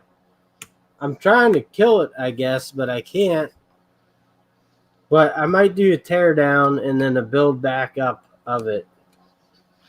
I do know the motor is just twisting in there a lot. The end of it, shakes a lot, but it's been an awesome drill. Well, Neil, you could take that one apart and be like, you know what? This thing is just getting so old. Bosch is the only one that's got the color closest to this. That's true. Yeah. I wish Ryobi they would do like an anniversary or something. See, like a lot of things I hate about people who say about Ryobi, and I do get it, but like 20 years ago they were shit tools, but they improved a lot. And those people just are stuck in their opinions and obviously don't care to try anything different. Well, Neil, I think it's all relative. Well, the same thing. So think of something, for instance. You might say that a 06 Chevy Cobalt owned by a mechanic is a terrible car compared to a brand new Ferrari. So it is a terrible car. It's a cheap car, but it's also maybe a terrible car compared to, you know, a brand new Chevy. But somebody might be a Ford person and they might hate both Chevys. So it's a bad one to them. Everybody's going to have a personal preference. It's just really all relative. Yeah, that's true. I mean, It's also part of the reason why a lot of people hate on Harbor Freight. 20 years ago, Harbor Freight tools sucked. Even probably 15 years ago, Harbor Freight tools sucked. It's all, you know, some people just can't get over that. They have improved. I'm not saying they're the best, but they've improved. So that's an interesting question. So I was doing some reading today. What to you, in your mind, so a company that you have known to produce low quality, cheap products, what do you think they have to do, or in your mind do for you to get over the hump to say, you know, they're not a cheap product anymore, or they don't have a cheap offering anymore? And it's not just about the company you mentioned, it's anything in general in life. Is it a friend has to try it and be like, oh man, this is great? What makes you decide to take that jump or that leap? well, can I chime in? Yeah, go ahead. So me personally, on like their cordless lineups, I just a lot of people like the cordless lineups. They've had a lot of success with them, and a lot of people, I have seen their corded tools used professionally in the industry. Not so much I've never seen a cordless Harbor Freight tool out. I'm not a mechanic though either. I know the Earthquake lineup is good, but like Hercules and Bauer, they just don't. They're still behind, just like Ryobi was 20 years ago, right? So I can see them being very good lineups. And if you're just buying into cordless tools, why not? But for me, I've already tried what I'm going to try. So like, they don't have enough to entice me to make that jump over to that.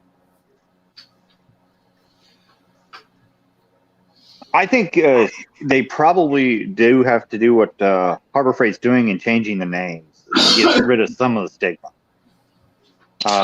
If they've produced a junk tool in the past, they're going to have to change the name. Now, I think Craftsman is going to get past that because of nostalgia, and they did produce a good tool at one point. Yeah. And not all their stuff is junk, don't get me wrong. But I think that Harbor Freight really had to change the name. The problem is the rollout for the new hand tools, that didn't go well. So that's going to be an issue Harbor Freight's going to have to overcome. Well, I think it did exactly what they wanted. They got their name out. Yeah, exactly. So they were willing to take the negative with the positive. But what would you say is the what would you say is the negative? Just out of curiosity. On the I think the sockets were negative. But do we think that because we're in this YouTube community, or we think of it that and I'm only saying this to think of it in a relative sense. We only know what we know, but if you look, there's 1,000 Harbor Freight stores across the United States. Employing American employees.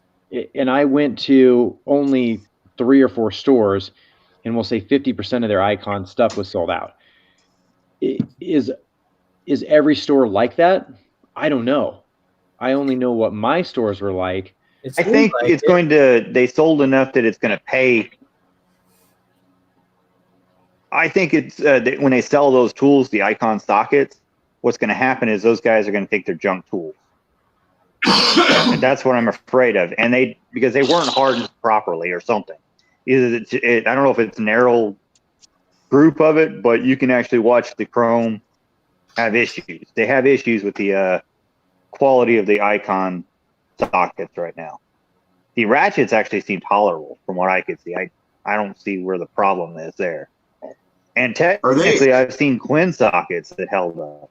See, So it's not like Harbor Freight can't build a socket.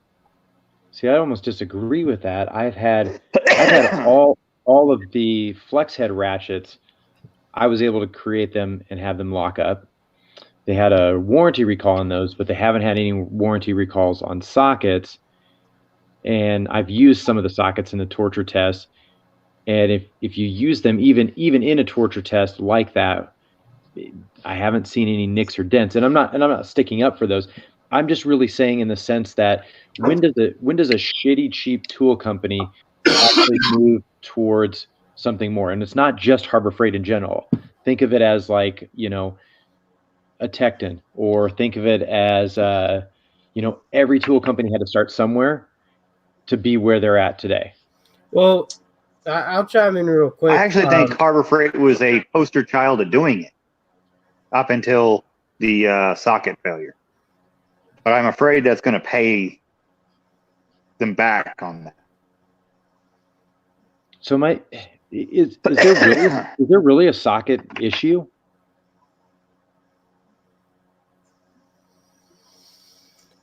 I don't know. The one thing I'll say as like, I'm not a Harbor Freight guy. I've never even been there, but I can say that like what happened to Craftsman happened to Craftsman.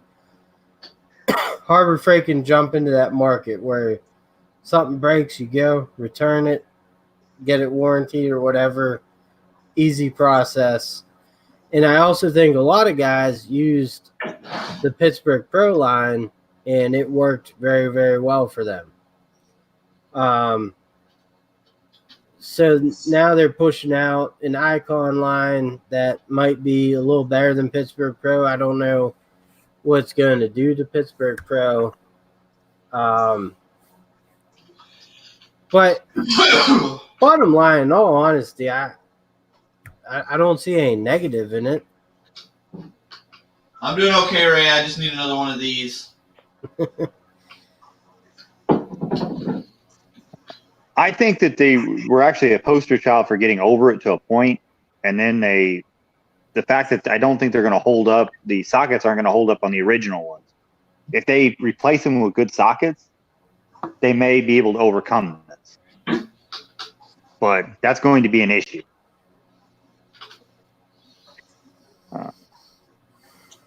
And I've had troubles with Pittsburgh sockets. I've had troubles with Pittsburgh Pro when I tried them. They are a little softer than Snap-on. So I can tell but they're also serviceable. You can do your job with them.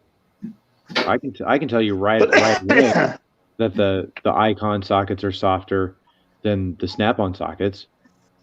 I Rockwell hardness test them. I just haven't done the video on it yet. But I can tell you the Pittsburgh sockets aren't really any different than the Icon sockets, and I can tell you that they're not really any different than Craftsman. But I can also tell you that my old SK socket is softer than all of them, but it's held up to all of my torture tests so far that I've put them through. And I can tell you that it was a Mac socket was softer than the Icon socket, but yet the Mac socket holds up and nobody's complained about them. But I mean, it's really all relative because they're all actually within. It's all name brand. They're all within spec for years. It's all relative, but you can see the way they're wearing is an issue. You look at the square drive on some of the commercial guys using it. There's got to be an issue with that. That or it's a limited run. The only issue I saw out with them is circle drill out on the sides. They're bigger than the Snap-on sockets. They're not as big as the Cobalt sockets, and a lot of the edge failure when not run on an impact was all around that last like 1/16 of an inch that was near the circle drill out. But I mean, that's just a guy taking a look at him and using him himself and getting an understanding of what's going on. But it could be different. I can just tell you that it repeated and looked like my Cobalt socket at the end of the day when I was done with the Icon socket. But they all went through the same thing and none of them failed. They just kept on working. I mean, the tolerance on the inside of them. And there is a benefit to softer sockets. The only thing I was really disappointed with that a lot of people forget about. I mean, impacts. Hey, I do the same thing for 10.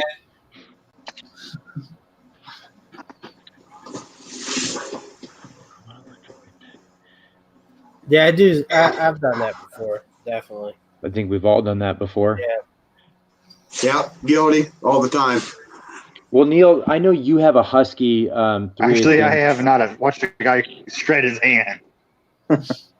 Neil, you have one of the Husky battery operated ratchets. Now that one's not impact though. That's just a battery operated ratchet. So something but I do have impacts. right. Yeah, and So for a long time, all I had was chrome sockets. So, and I didn't know any better. I needed more power. Put the socket on the impact and ran it. I've had I have some Craftsman sockets that I've ran on some of my own torture tests where on SPAC screws and stuff, where you could actually see on the Craftsman sockets, like I can't use them on the impact anymore because they're starting to split up the sides. right. So I mean,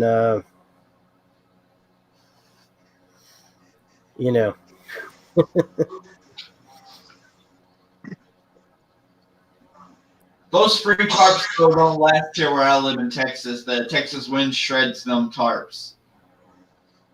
Where I live, the tarps work really good for the underlayment that you put underneath mulch to keep the grass and weeds from growing up. So if you get a lot of those, I can tell you they work pretty good for that.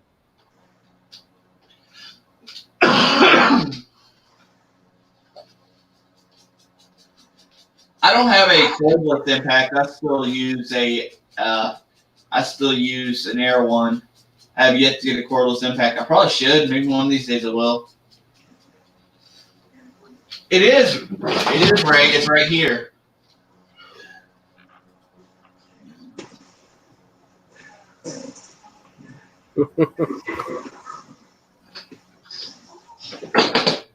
It was ready the last time.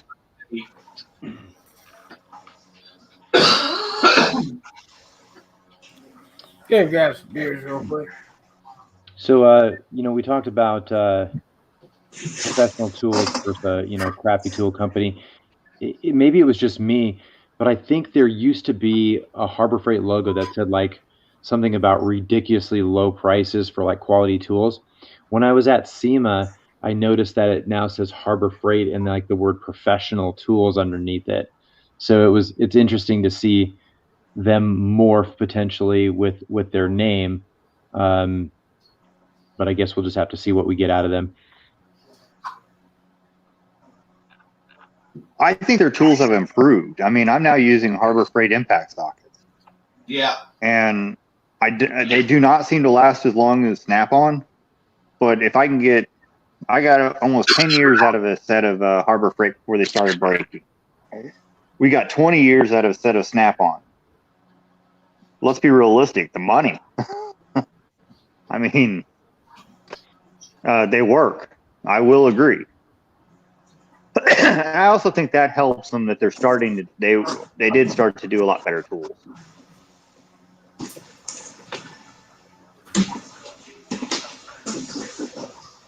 I recently had some good luck with their because 10 years out of Harbor Freight.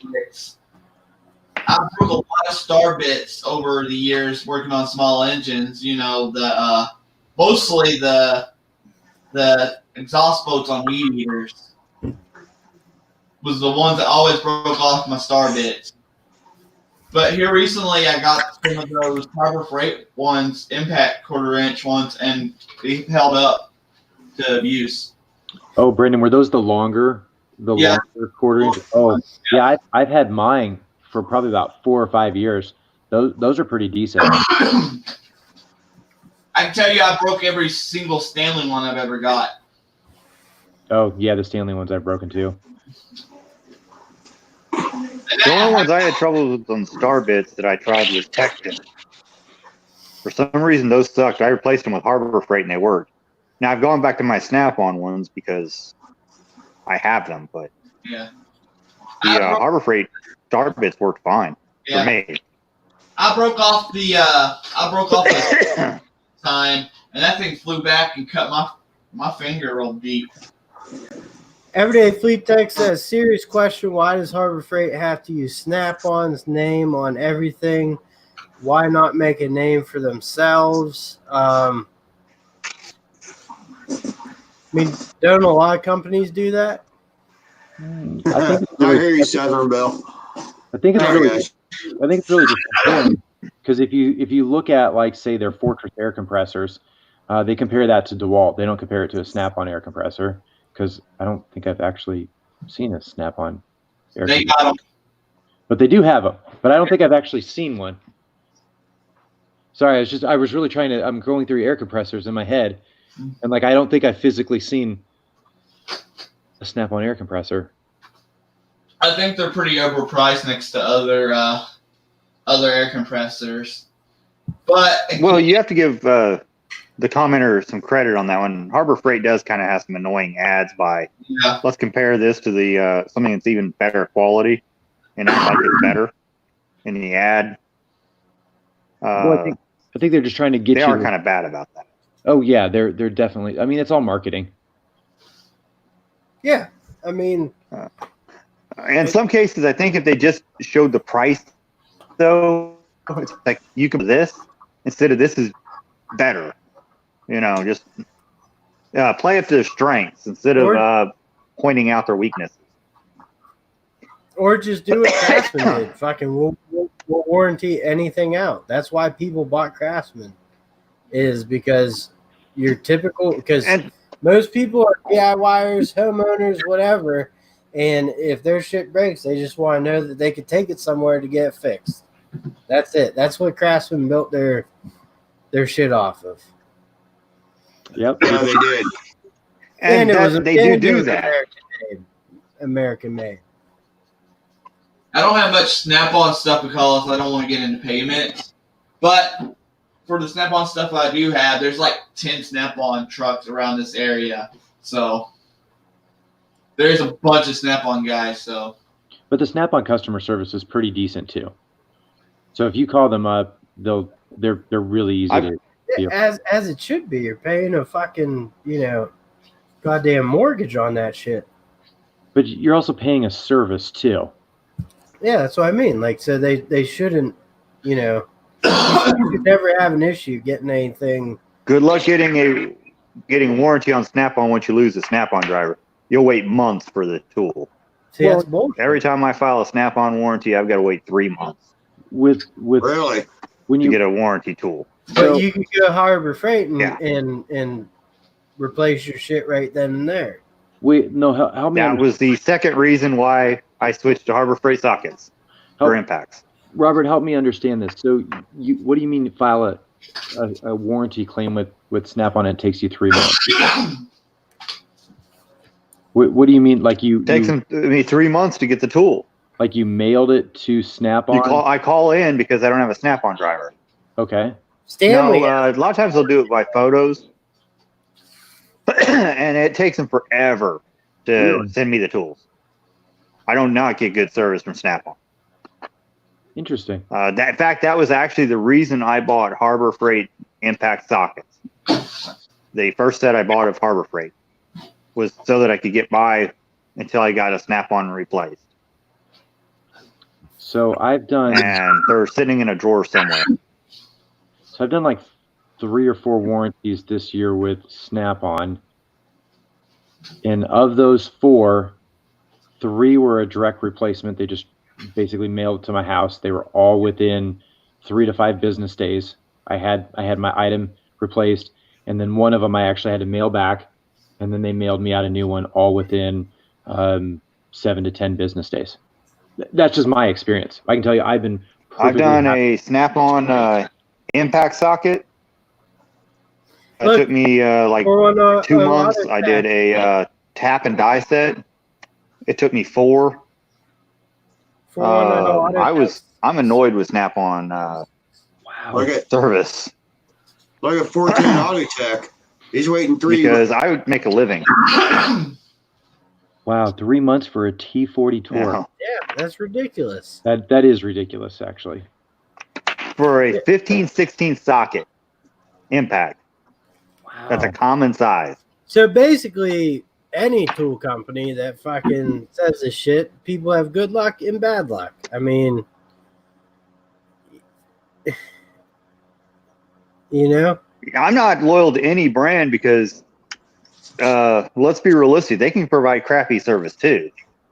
I'm sure people get better service, otherwise nobody would deal with Snap-on. Well, that's like Rigid.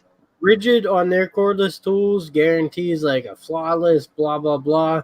But the thing is, they don't have a good cordless tool lineup. They have a shitty one. But shitty to what? To a homeowner? Awesome. No, tool no. at an Shitty. awesome price. Sure, I 100% agree with that. But people say that they're more professional in Ryobi, but Ryobi has a ton more tools in their lineup than Rigid ever does. Rigid doesn't come out with anything new. They've never. And depending on where you're at, that can be good luck on service. Go to some Home Depots and try to get a battery warranty on Rigid. You'll find lots of people that can't do that. You can't go to Home Depot. You got to go through their 1-800 number or something like that. I'm not saying Rigids are crap. They're great tools. I've used them. I bought into them. But, I mean, as far as the Ryobi goes, I've never had any issues with any of their batteries. And their tool lineup's a lot more expansive than Rigid is. Yeah, I got to agree with Everyday's Fleet Tech. I did repair on both of them. And they were very similar design as far as Rigid and Ryobi. You wouldn't find that much difference between them on like a drill or an impact. They're all made by TTI. So like Rigid and Ryobi are a little beefier of a tool. They're longer. This is really old. They've slimmed it down a little bit, but compared to Milwaukee, I mean Milwaukee makes. I mean, you want a drill that's a 1/2-inch chuck to be this size. This is a 3/8 inch chuck, but I mean, there's so much more meat there that you can't get into a lot of spaces that the Milwaukee can. And Rigid's the same way. They have a bit. Their impacts are beefy, like the which isn't a bad thing. It's just, you know, Or in tighter places. yeah. Hey guys, we did it. We got a dislike. We're That's doing right. it right. That's because I'm on here. Yeah. That's all right. Hey, no, dislikes mean you're doing something right. If you get a dislike, that means you're doing something right. Well, I just really start speaking my mind, and we'll get some.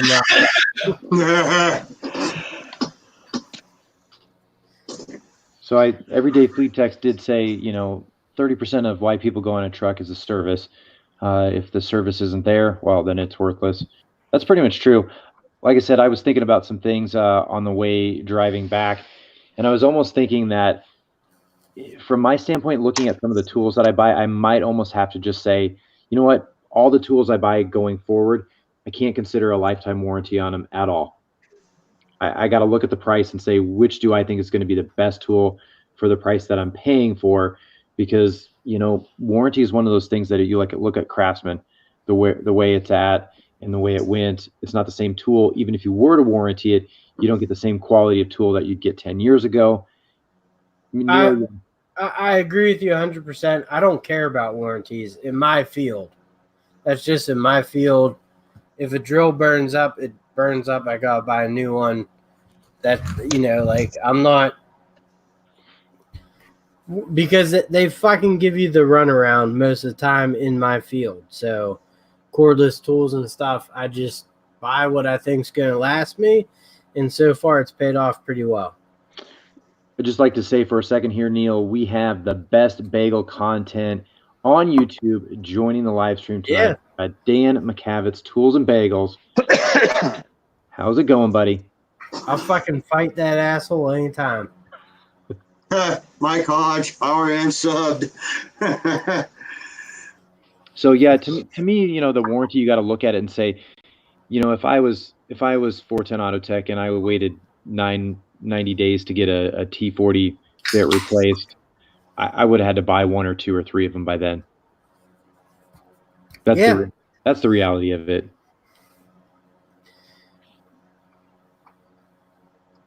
Yeah, Mike Hodge, unsub for me. That's fine. I don't care.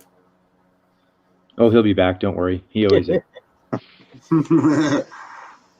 It's like he followed you in here tonight. He might have. I can't promise if I'll bring good. I'd rather or bad, somebody but unsub than troll you all day.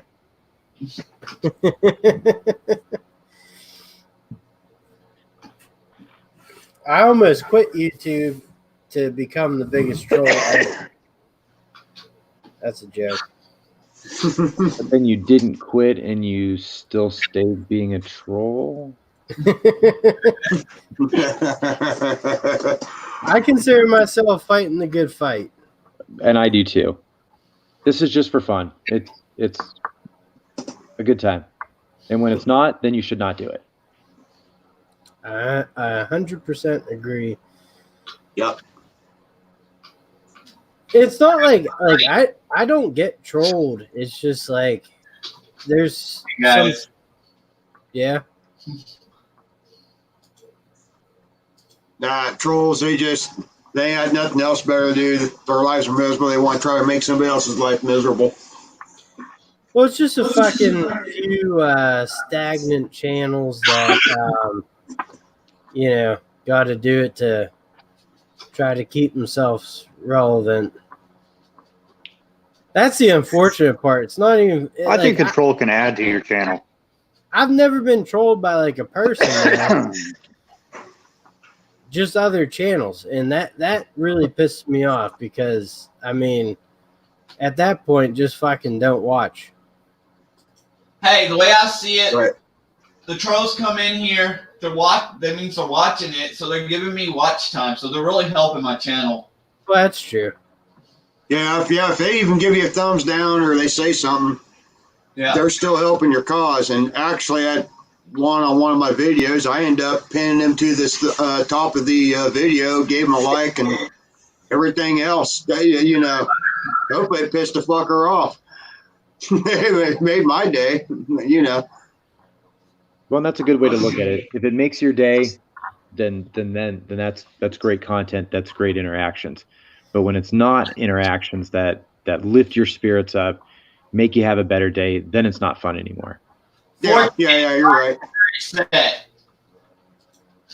You'll be glad you bought the quarter-inch set. Well, sometimes I think Oh, Miss Canadian trolling Scrapper just joined might in. not all necessarily then be trying to ruin your day. Yeah, I don't always think the thumbs down are trolling. Look at it this way. You know, did you stumble upon everybody's channel that you're watching right now or listening to because your best friend told you about it, or because you got a suggestion on YouTube, or you got a suggestion somewhere else? So to me, some of those thumbs downs are suggestions that people got some content presented to them. It wasn't what they thought it was, so their hope is I'm going to give it a thumbs down. Maybe YouTube won't give me those anymore. Maybe that could be incorrect. But again, Right. maybe it's just positive thinking. Right back, guys. Or like the people that well, I don't know. It's such bullshit. 410 Autotech, you know, Tecton, I don't think they're really that pricey that you want to dish your money out. I just wouldn't dish your money out on anything that you already have. But if you do want to spend any of your money, I do have some 15% off coupons on your entire purchase. You can just message me. I can give you one of those. I picked them up at SEMA. They're good till the end of the year.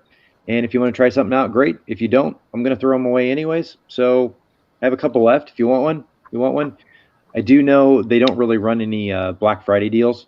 So if you were holding out on something that you wanted, don't hold out. They run some discounts on select items. You may want them, you may not, so I wouldn't hold your breath there. But if you want a 15% off discount code, send me an email, DM me, whatever you want to do. I'll get you one. You got to give Tecton credit for their warranty coverage, though. We should have Duct Tape Tech on here a long time ago because, look, everybody's coming on here says they came on here for him. So, Yeah, who suggested him on here tonight? oh yeah, Neil did.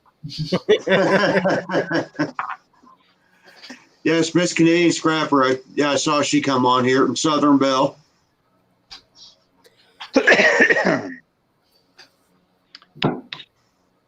Hi, guys. Thanks for coming on here. Get some more pineapple juice. Get some more booze in you. But put a little extra rum in that. If I drink too much, when I drink, I get tired. So I'll be like Neil, will fall asleep on the panel. Yeah. So is that a true story? Did Neil actually legitimately fall asleep, or did I just miss that day? No, that was just Jared. That was a funny video. Well, I saw that video of that, but I was assuming that he did that because it actually happened, because he was supposed to be doing, basically like intros or, how I know a channel. And I was like, I don't really know Neil to fall asleep. I get boozed up pretty good. There's a band called Ween. And they have a song called Booze Me Up and Get Me High.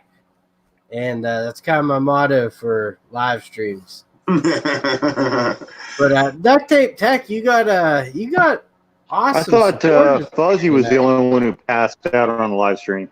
Who? Who was the one? He used to do live streams. Fuzzy, he's Fuzzy Wuzzy, an older one. I'm not familiar with him.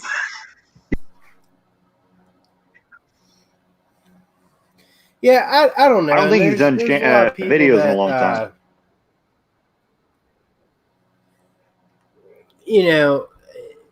There's like illiterate people that have YouTube channels, and it's just crazy that some of these people that fucking talk shit.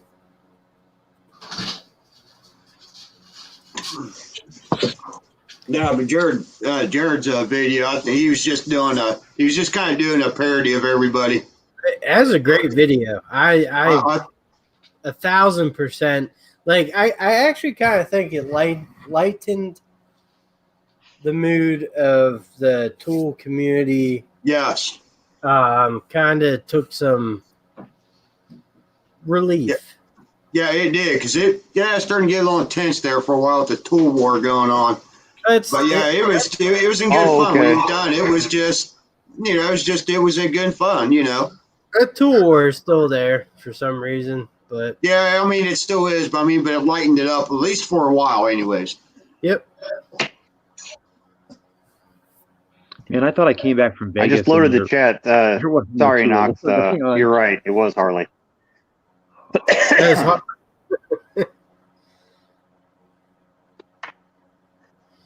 Here, Southern Belle says, Duct Tape Tech, you are so smart, don't hold back. I think he must be paying all these people to say all these good things about him. No, surprisingly, no. Yeah, Duct Tape is a good guy. I was over on those channels and stuff, and Duct Tape had more success than me. He's a ladies' man. Well, I don't know about that. Now your channel is way more successful than mine, but no, I'm just meandering along, and I'm fine with that because you know what?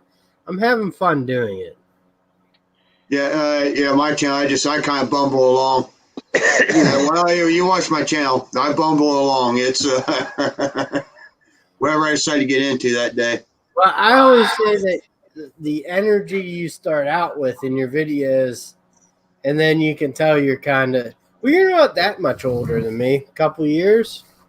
That's a couple years. It's 40. 41. 41. Yep. Yeah, you're about. I don't know how old I am. Oh, 14 out of 10. 8 years You older. just asked my ADC, as usual, Leatherman Surge. And a knife. Hard Knocks Forge, don't sell yourself short. People are there to watch you. Otherwise, you wouldn't have fucking subscribers. Yep. So I'm the Now, youngest some one. of us have hate subscribers, I'm sure. How it usually is anyway. How old are you, Brandon? 27. 27? Yep. Yep, you're the youngest, Brandon. Yeah. Yep. I'm always the youngest on panels, usually. Unless, of course, this Shock shows up, and I think he's like 17. Yeah. Tools and Trash is like 21, 22. Just keep saying Now that, he's getting Brandon. ready to fall asleep on us. Keep saying that, Brandon, because one day you will not be the youngest. Yep. Yep, you'd be amazed how fast it catches up with you. You know what I get kind of frustrated at is like old guys telling me don't grow old. And I'm like, fucker, you are old. I can't stop it. It's just going to happen. Yeah. Yep. Excuse my language. You know, it was really funny. Somebody in the chat here said, who's your favorite guy on the panel? And then there was another comment. This is a paid sponsor promo right here. I think Duct Tape Tech is my favorite guy on the panel. Well, you know what, Graphics? You know, our friendship just took a turn there. Oh, this just in, another word from our sponsors. It says the maintenance man, sponsored by WorkPro, is the best guy on this channel. I will say, I don't if you can see it or not, No. stupid people beyond this point. I love that. Do not dumb That here. way or that way? Well, it's kind of funny because I'm here, so Right. kind I of mean, just yeah, does the line start this way or that way? it starts and stops with me. Ah. Oh, okay. As long as you're mistreating yourself equally. You gotta keep honest, you know. I mean, did I really drink that? I guess I gotta grab more beers. Yeah, I will say, Duct Tape Tech, where you're sitting today, or the lighting, or your camera, it's a lot better today than I've seen it in past.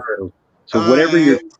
I did get a little bit better of a light, but I have a new laptop, and the camera on this it's way better than what I had before. Still gotta get headphones though.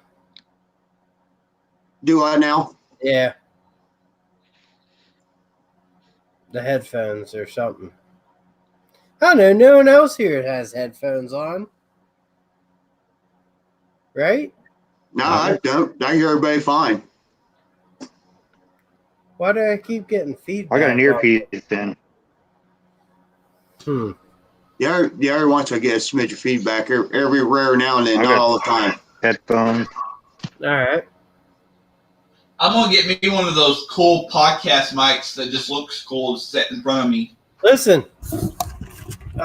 This one $40.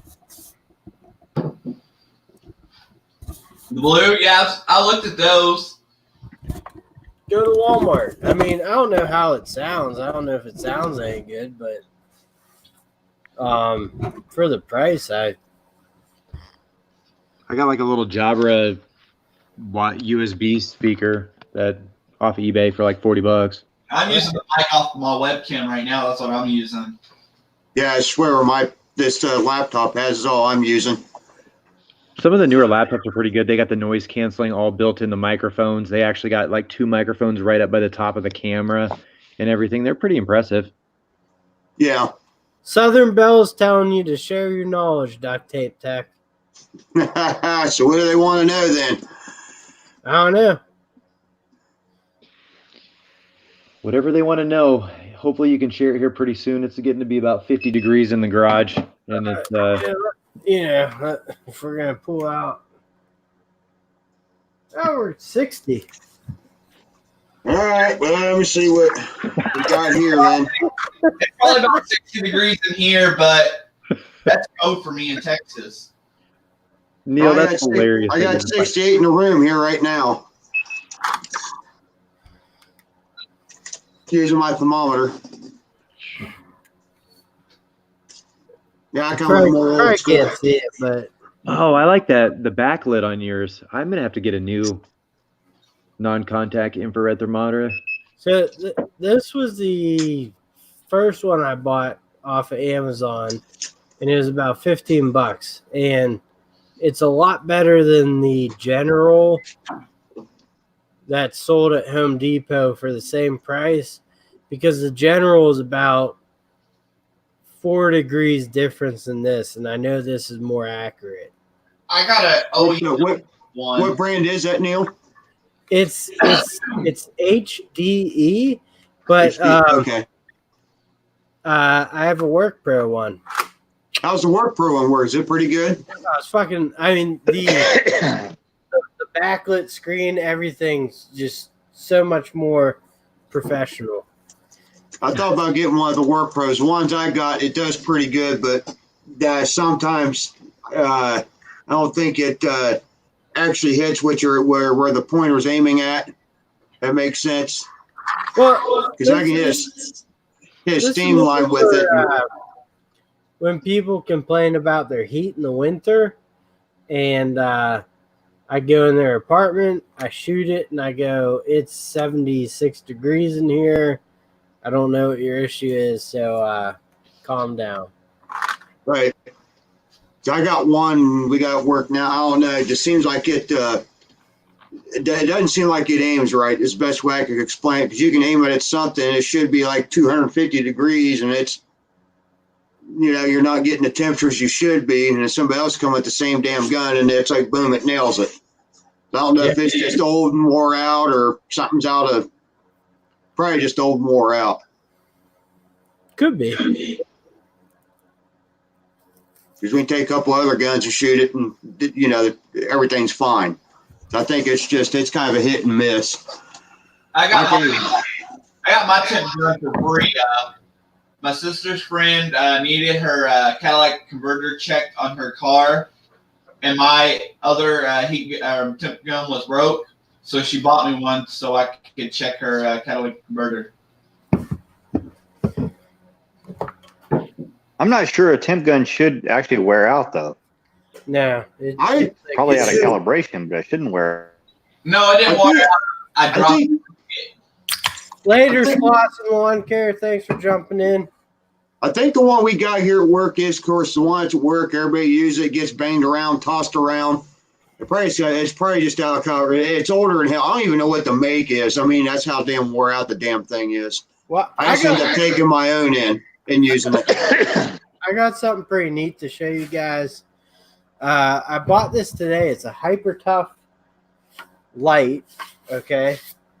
So on the side here, it has like a port for USB to charge, and then it has a charging port. Hold on, there, and then it has the on light, and then it's kind of like you got some feet and stuff. It's plastic. You unlock it like a lunch box here, and it opens up. And I won't blind you. I'll shine it down, but it's 2,500 lumens. So that's one setting, the brightest. And then it goes back down. And then the other cool thing is it fits on the Hyper Tough stand. That's $19. And it also, the charger hides in there. And it has a battery indicator light, so it will tell you when it's fully charged.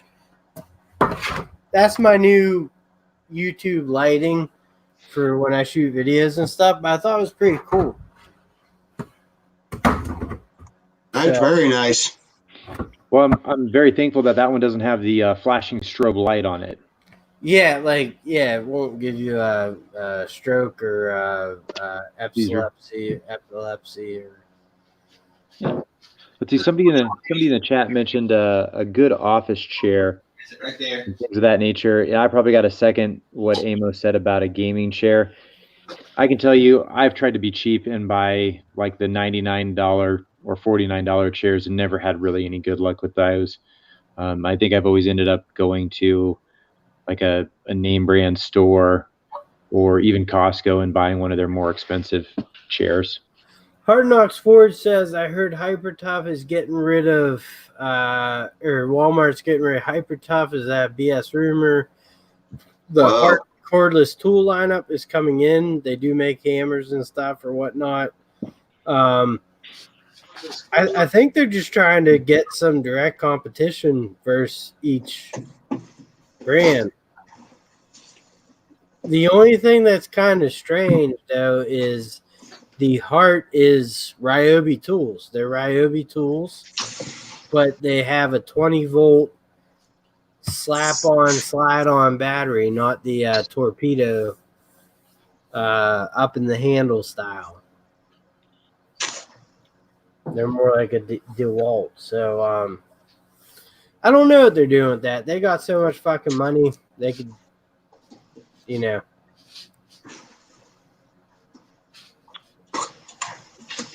I haven't heard that one.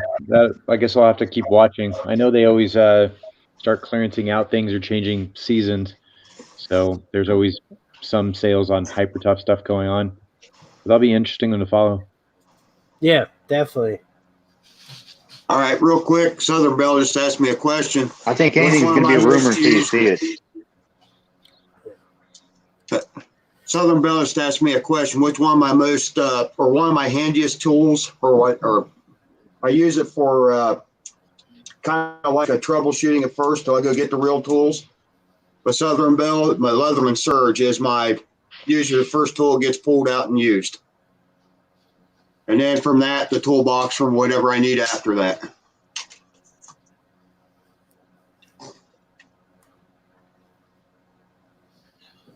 Later, 410.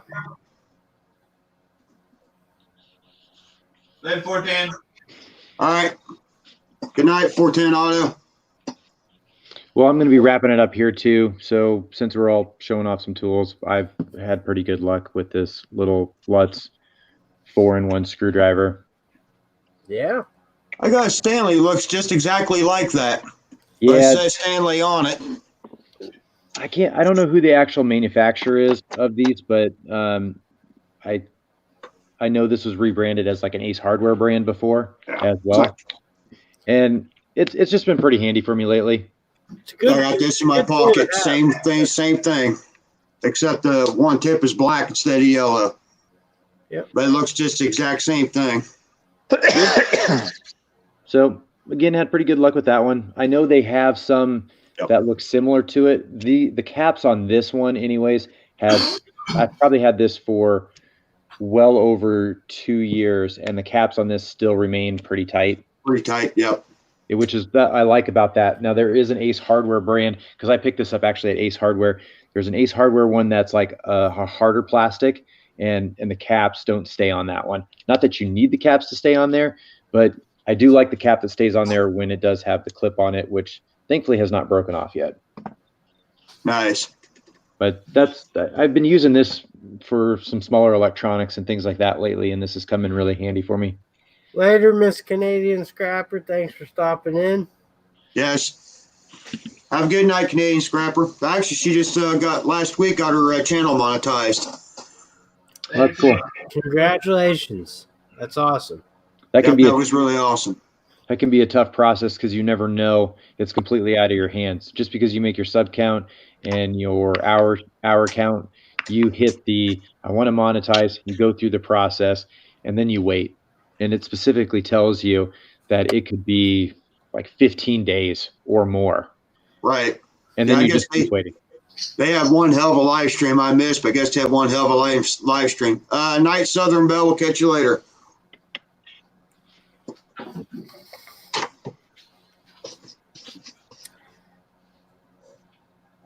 I hate to say it, guys, but I think I'll have to cut it short myself here. Okay. All right. Thanks for coming in. No, I thank you guys for having me on your panel tonight. Very much appreciate it. It was nice meeting you and having me on your channel. And meeting everybody else. And of course, Neil, nice seeing you again, man. Hope to see you soon. Later. Take care, sir. All right, everybody have a good night. Thanks for having me on again. Appreciate it. Bye. Well, I'm going to wrap it up here too. I kind of got sucked into a lot of family things today, which I really, really liked.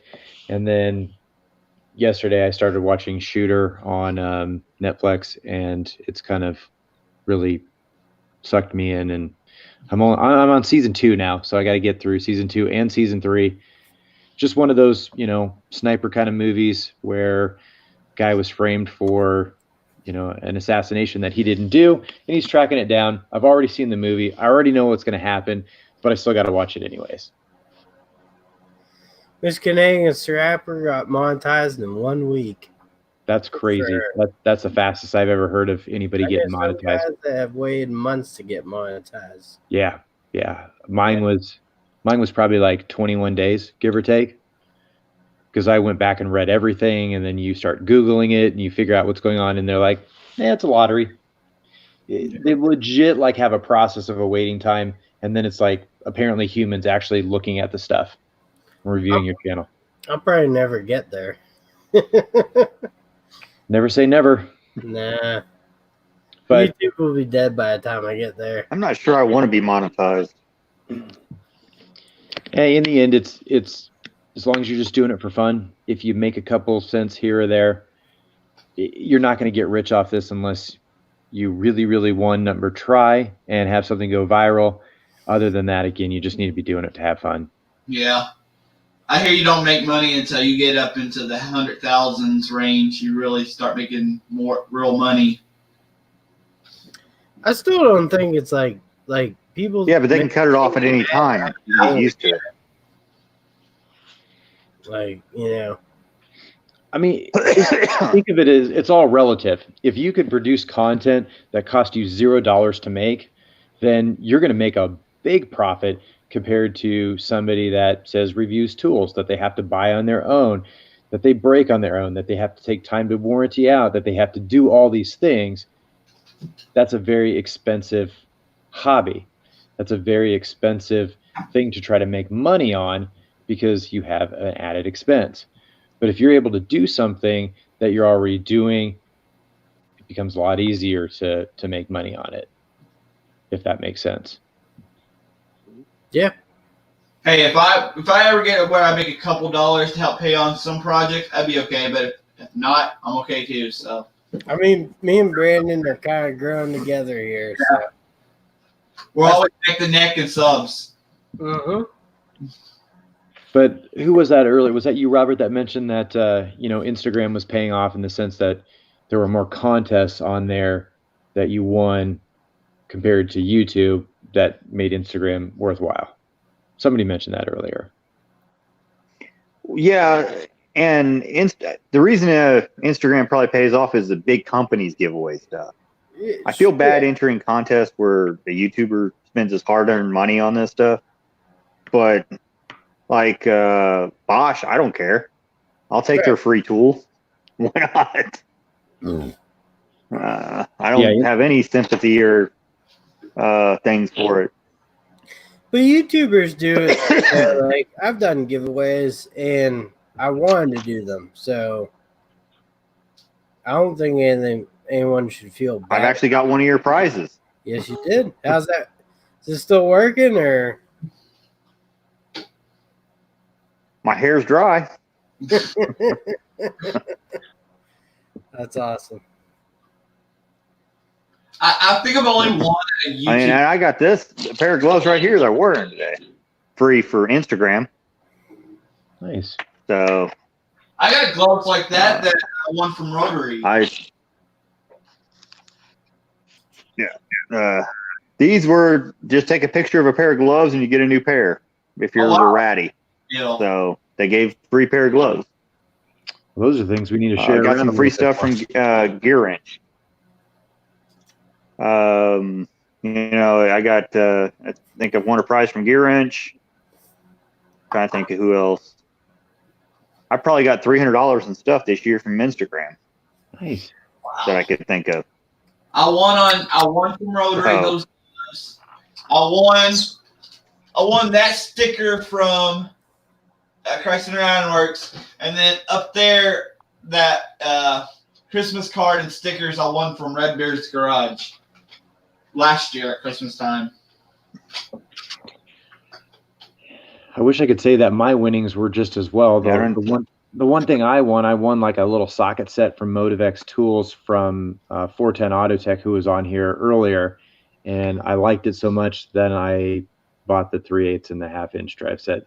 So my winnings, because it was free, made me spend way more than I ever won, which was not the best thing, but that's another story.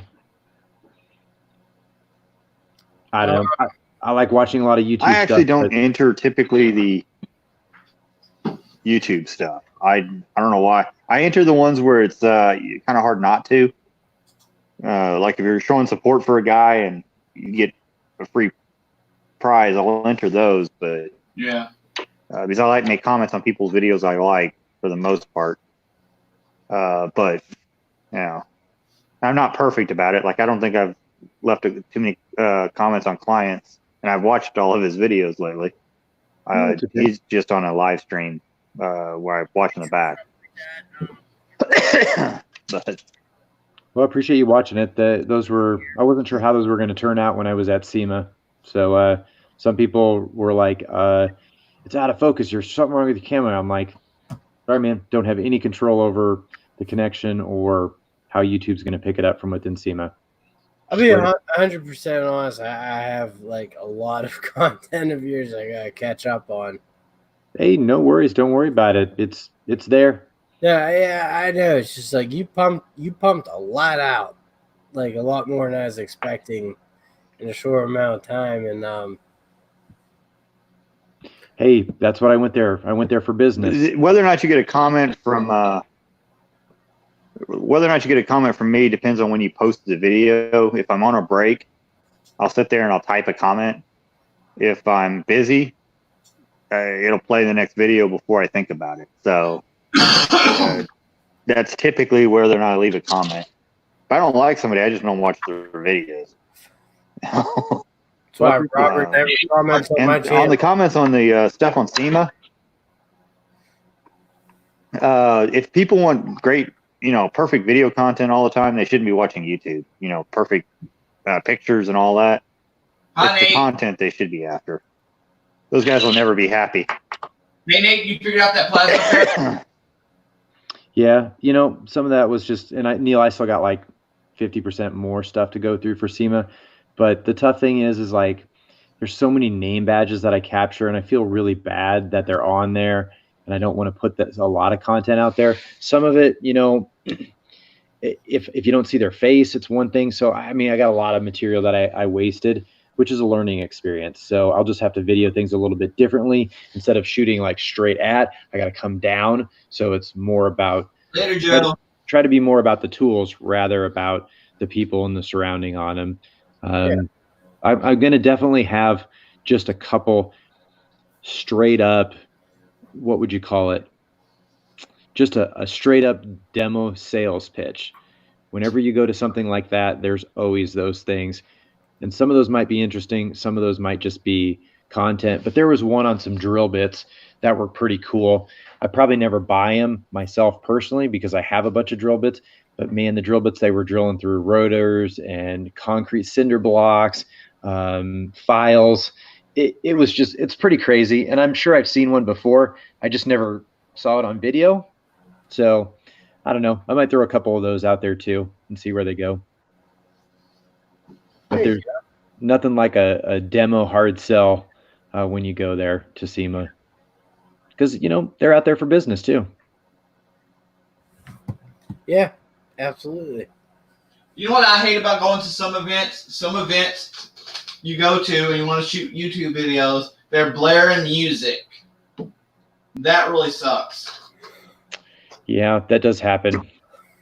I don't think I got too many of those. It wasn't too bad at SEMA. If you were outside, it was kind of bad at some of the events. So like I wasn't there to just, run around and shoot cars and things like that. Inside the booths in the expo, it wasn't bad at all. I was actually, for the amount of people that they said that were going to be there, I thought it was going to be a lot louder than what it was. Don't get me wrong, it was still really loud inside, but it wasn't as loud as I thought it was going to be. Yeah. So I was thankful that, I just had some $30 mics with me, nothing super crazy, which, I don't have a large channel. I'm not going to have a bunch of wireless mic setups and things like that. So at the end of the day, it was just easy enough to do what I did. I tell those guys and gals in the booths that no one will see them because it'll be on my channel. I just mentioned it. I always just ask and be like, hey, is it okay if I video you? I'll try to do my best to only video the tools and things like that. And I think 99% of people were cool with that. There was a couple people that were kind of weird, but also they had kind of different products that I had personally never seen on YouTube, but they didn't want their stuff out there. So I said, okay, fine. But everybody's got their own personal preference. It's funny though, SEMA specifically tells you if you don't want to be at this event, if you don't want to be on video, then you probably shouldn't be at this event. That's what made it go with the Texas Speedway has signs up that says that. Yep. But again, I think some companies might have been a little touchier about that client because years ago, some Chinese companies used to go to shows like that and videotape and copy the stuff. Yep. And that's where they probably get touchier. Because I remember GIE, before GIE actually did yard industry or garden industry, before it was a dealer expo. And you'd see Asian people with cameras and rulers sitting, and they would take pictures. And then next year they'd come out with clones of that. So companies got a little touchy about cameras at the shows. Not saying it's right. I'm just saying that might be where some of that comes from, where things haven't changed yet. Looking at it from the dealer or vendor's perspective. We got go-karts and gone fishing in here. Man, I must have not been on YouTube as much as I used to be like 9 months ago, but I used to see him around. That's Brandon, that's Nate, right? Yeah, that's Nate. Yep. Yeah, I know he hasn't changed anything, but man, I haven't seen any of his stuff pop up on my Well, he had some issues with some trolls that was putting out some personal stuff like his address, and he disappeared for a little while. Oh, okay. I was gonna say, man, I haven't seen anything. So, how's it going? Hope everything's well. Sorry about the trolls Brandon mentioned about.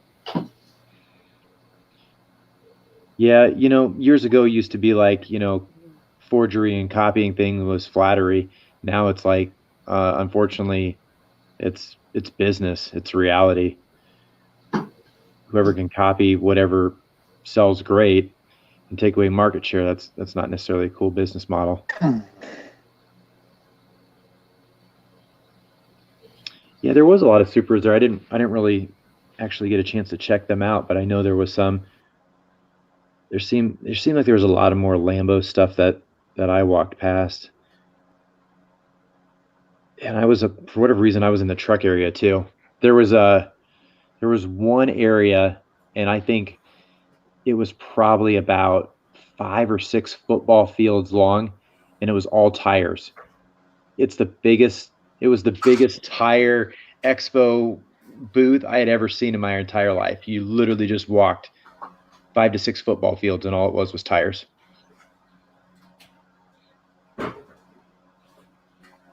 But that's one of those things that, you got to think about it.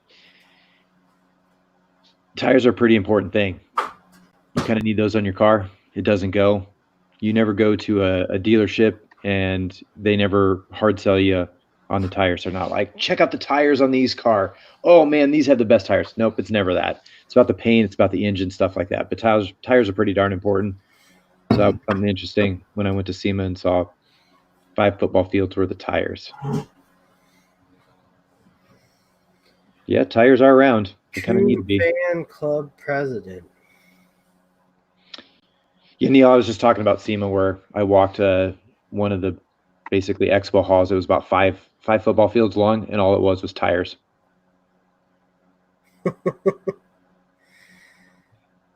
Tires, right? Yep. Well, guys, it's not getting any warmer in my garage. I think I'm going to wrap it up here. Brandon, I really appreciate you having me on your channel tonight. I'm glad you came on. Yeah, I'm going to go until the 11 o'clock deadline calls. Makes it 3 hours.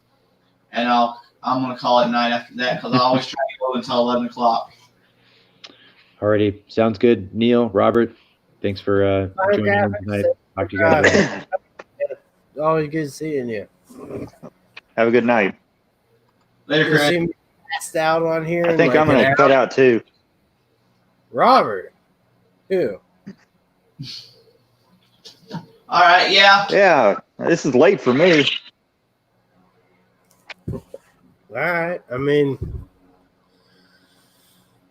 I get up at 5 a.m. I do too. I'm old. Late, but that's because I ain't been able to sleep good at night. Yeah, up at 5 a.m. because you got to take a piss.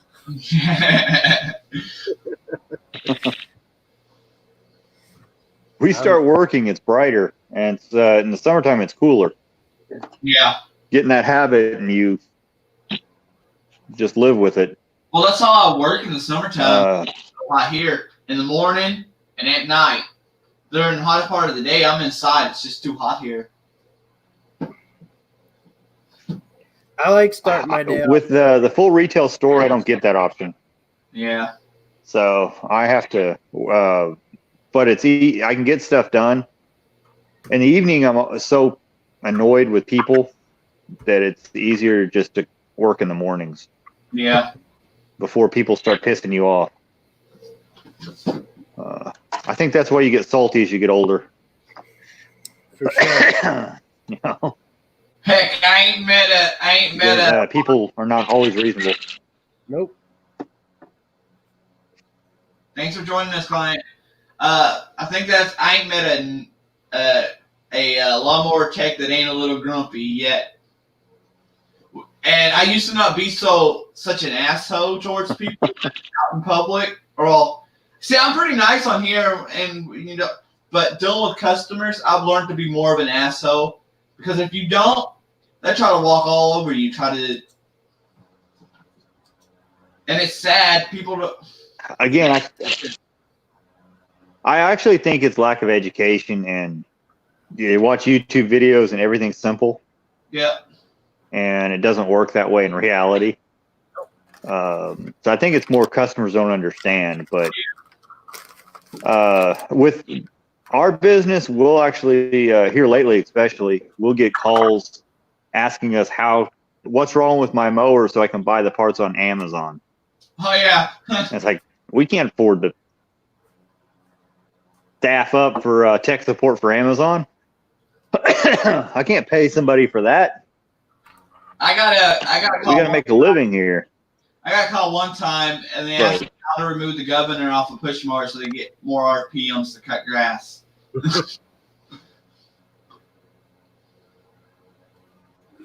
That's another thing I hate about YouTube.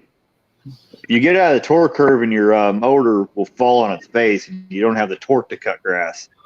Turning it up is not the solution. Yeah. It's not RPMs, it's torque. I tell them their best thing is not to let the grass grow so tall. Don't wait until it's waist high to cut it. Yeah.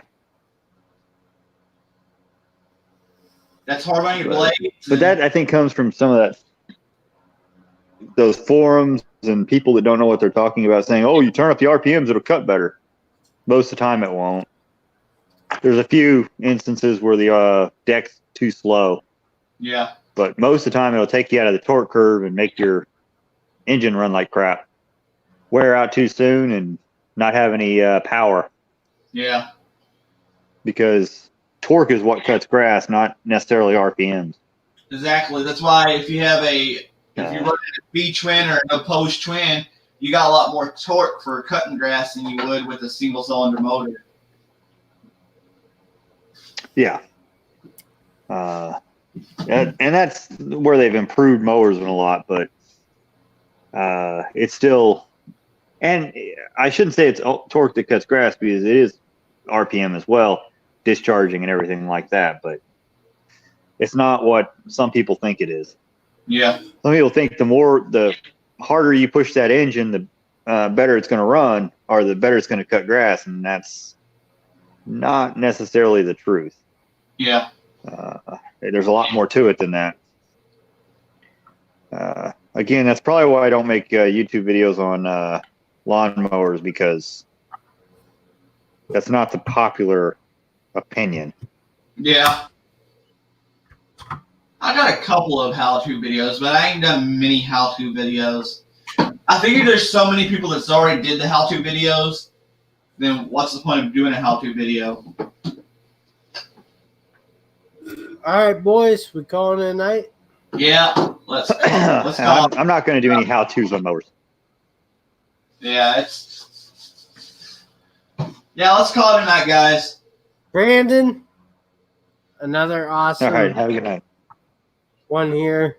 Robert, thanks for joining us, brother. Thank y'all for coming in, and we really need to talk about. I'm going to take a break from these panels until after the holidays, because I figure like everybody's going to be going several different ways. But after the holidays, starting January, I would like to start doing some of these panels again. Yeah, I'd definitely like to join. I think I might go live for a few minutes after this, but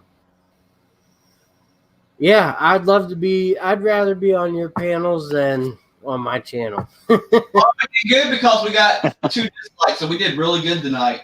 Yeah, hell yeah. All right. Thank you, everybody, for coming in. Have a good night, everybody. Later, guys. Later, guys.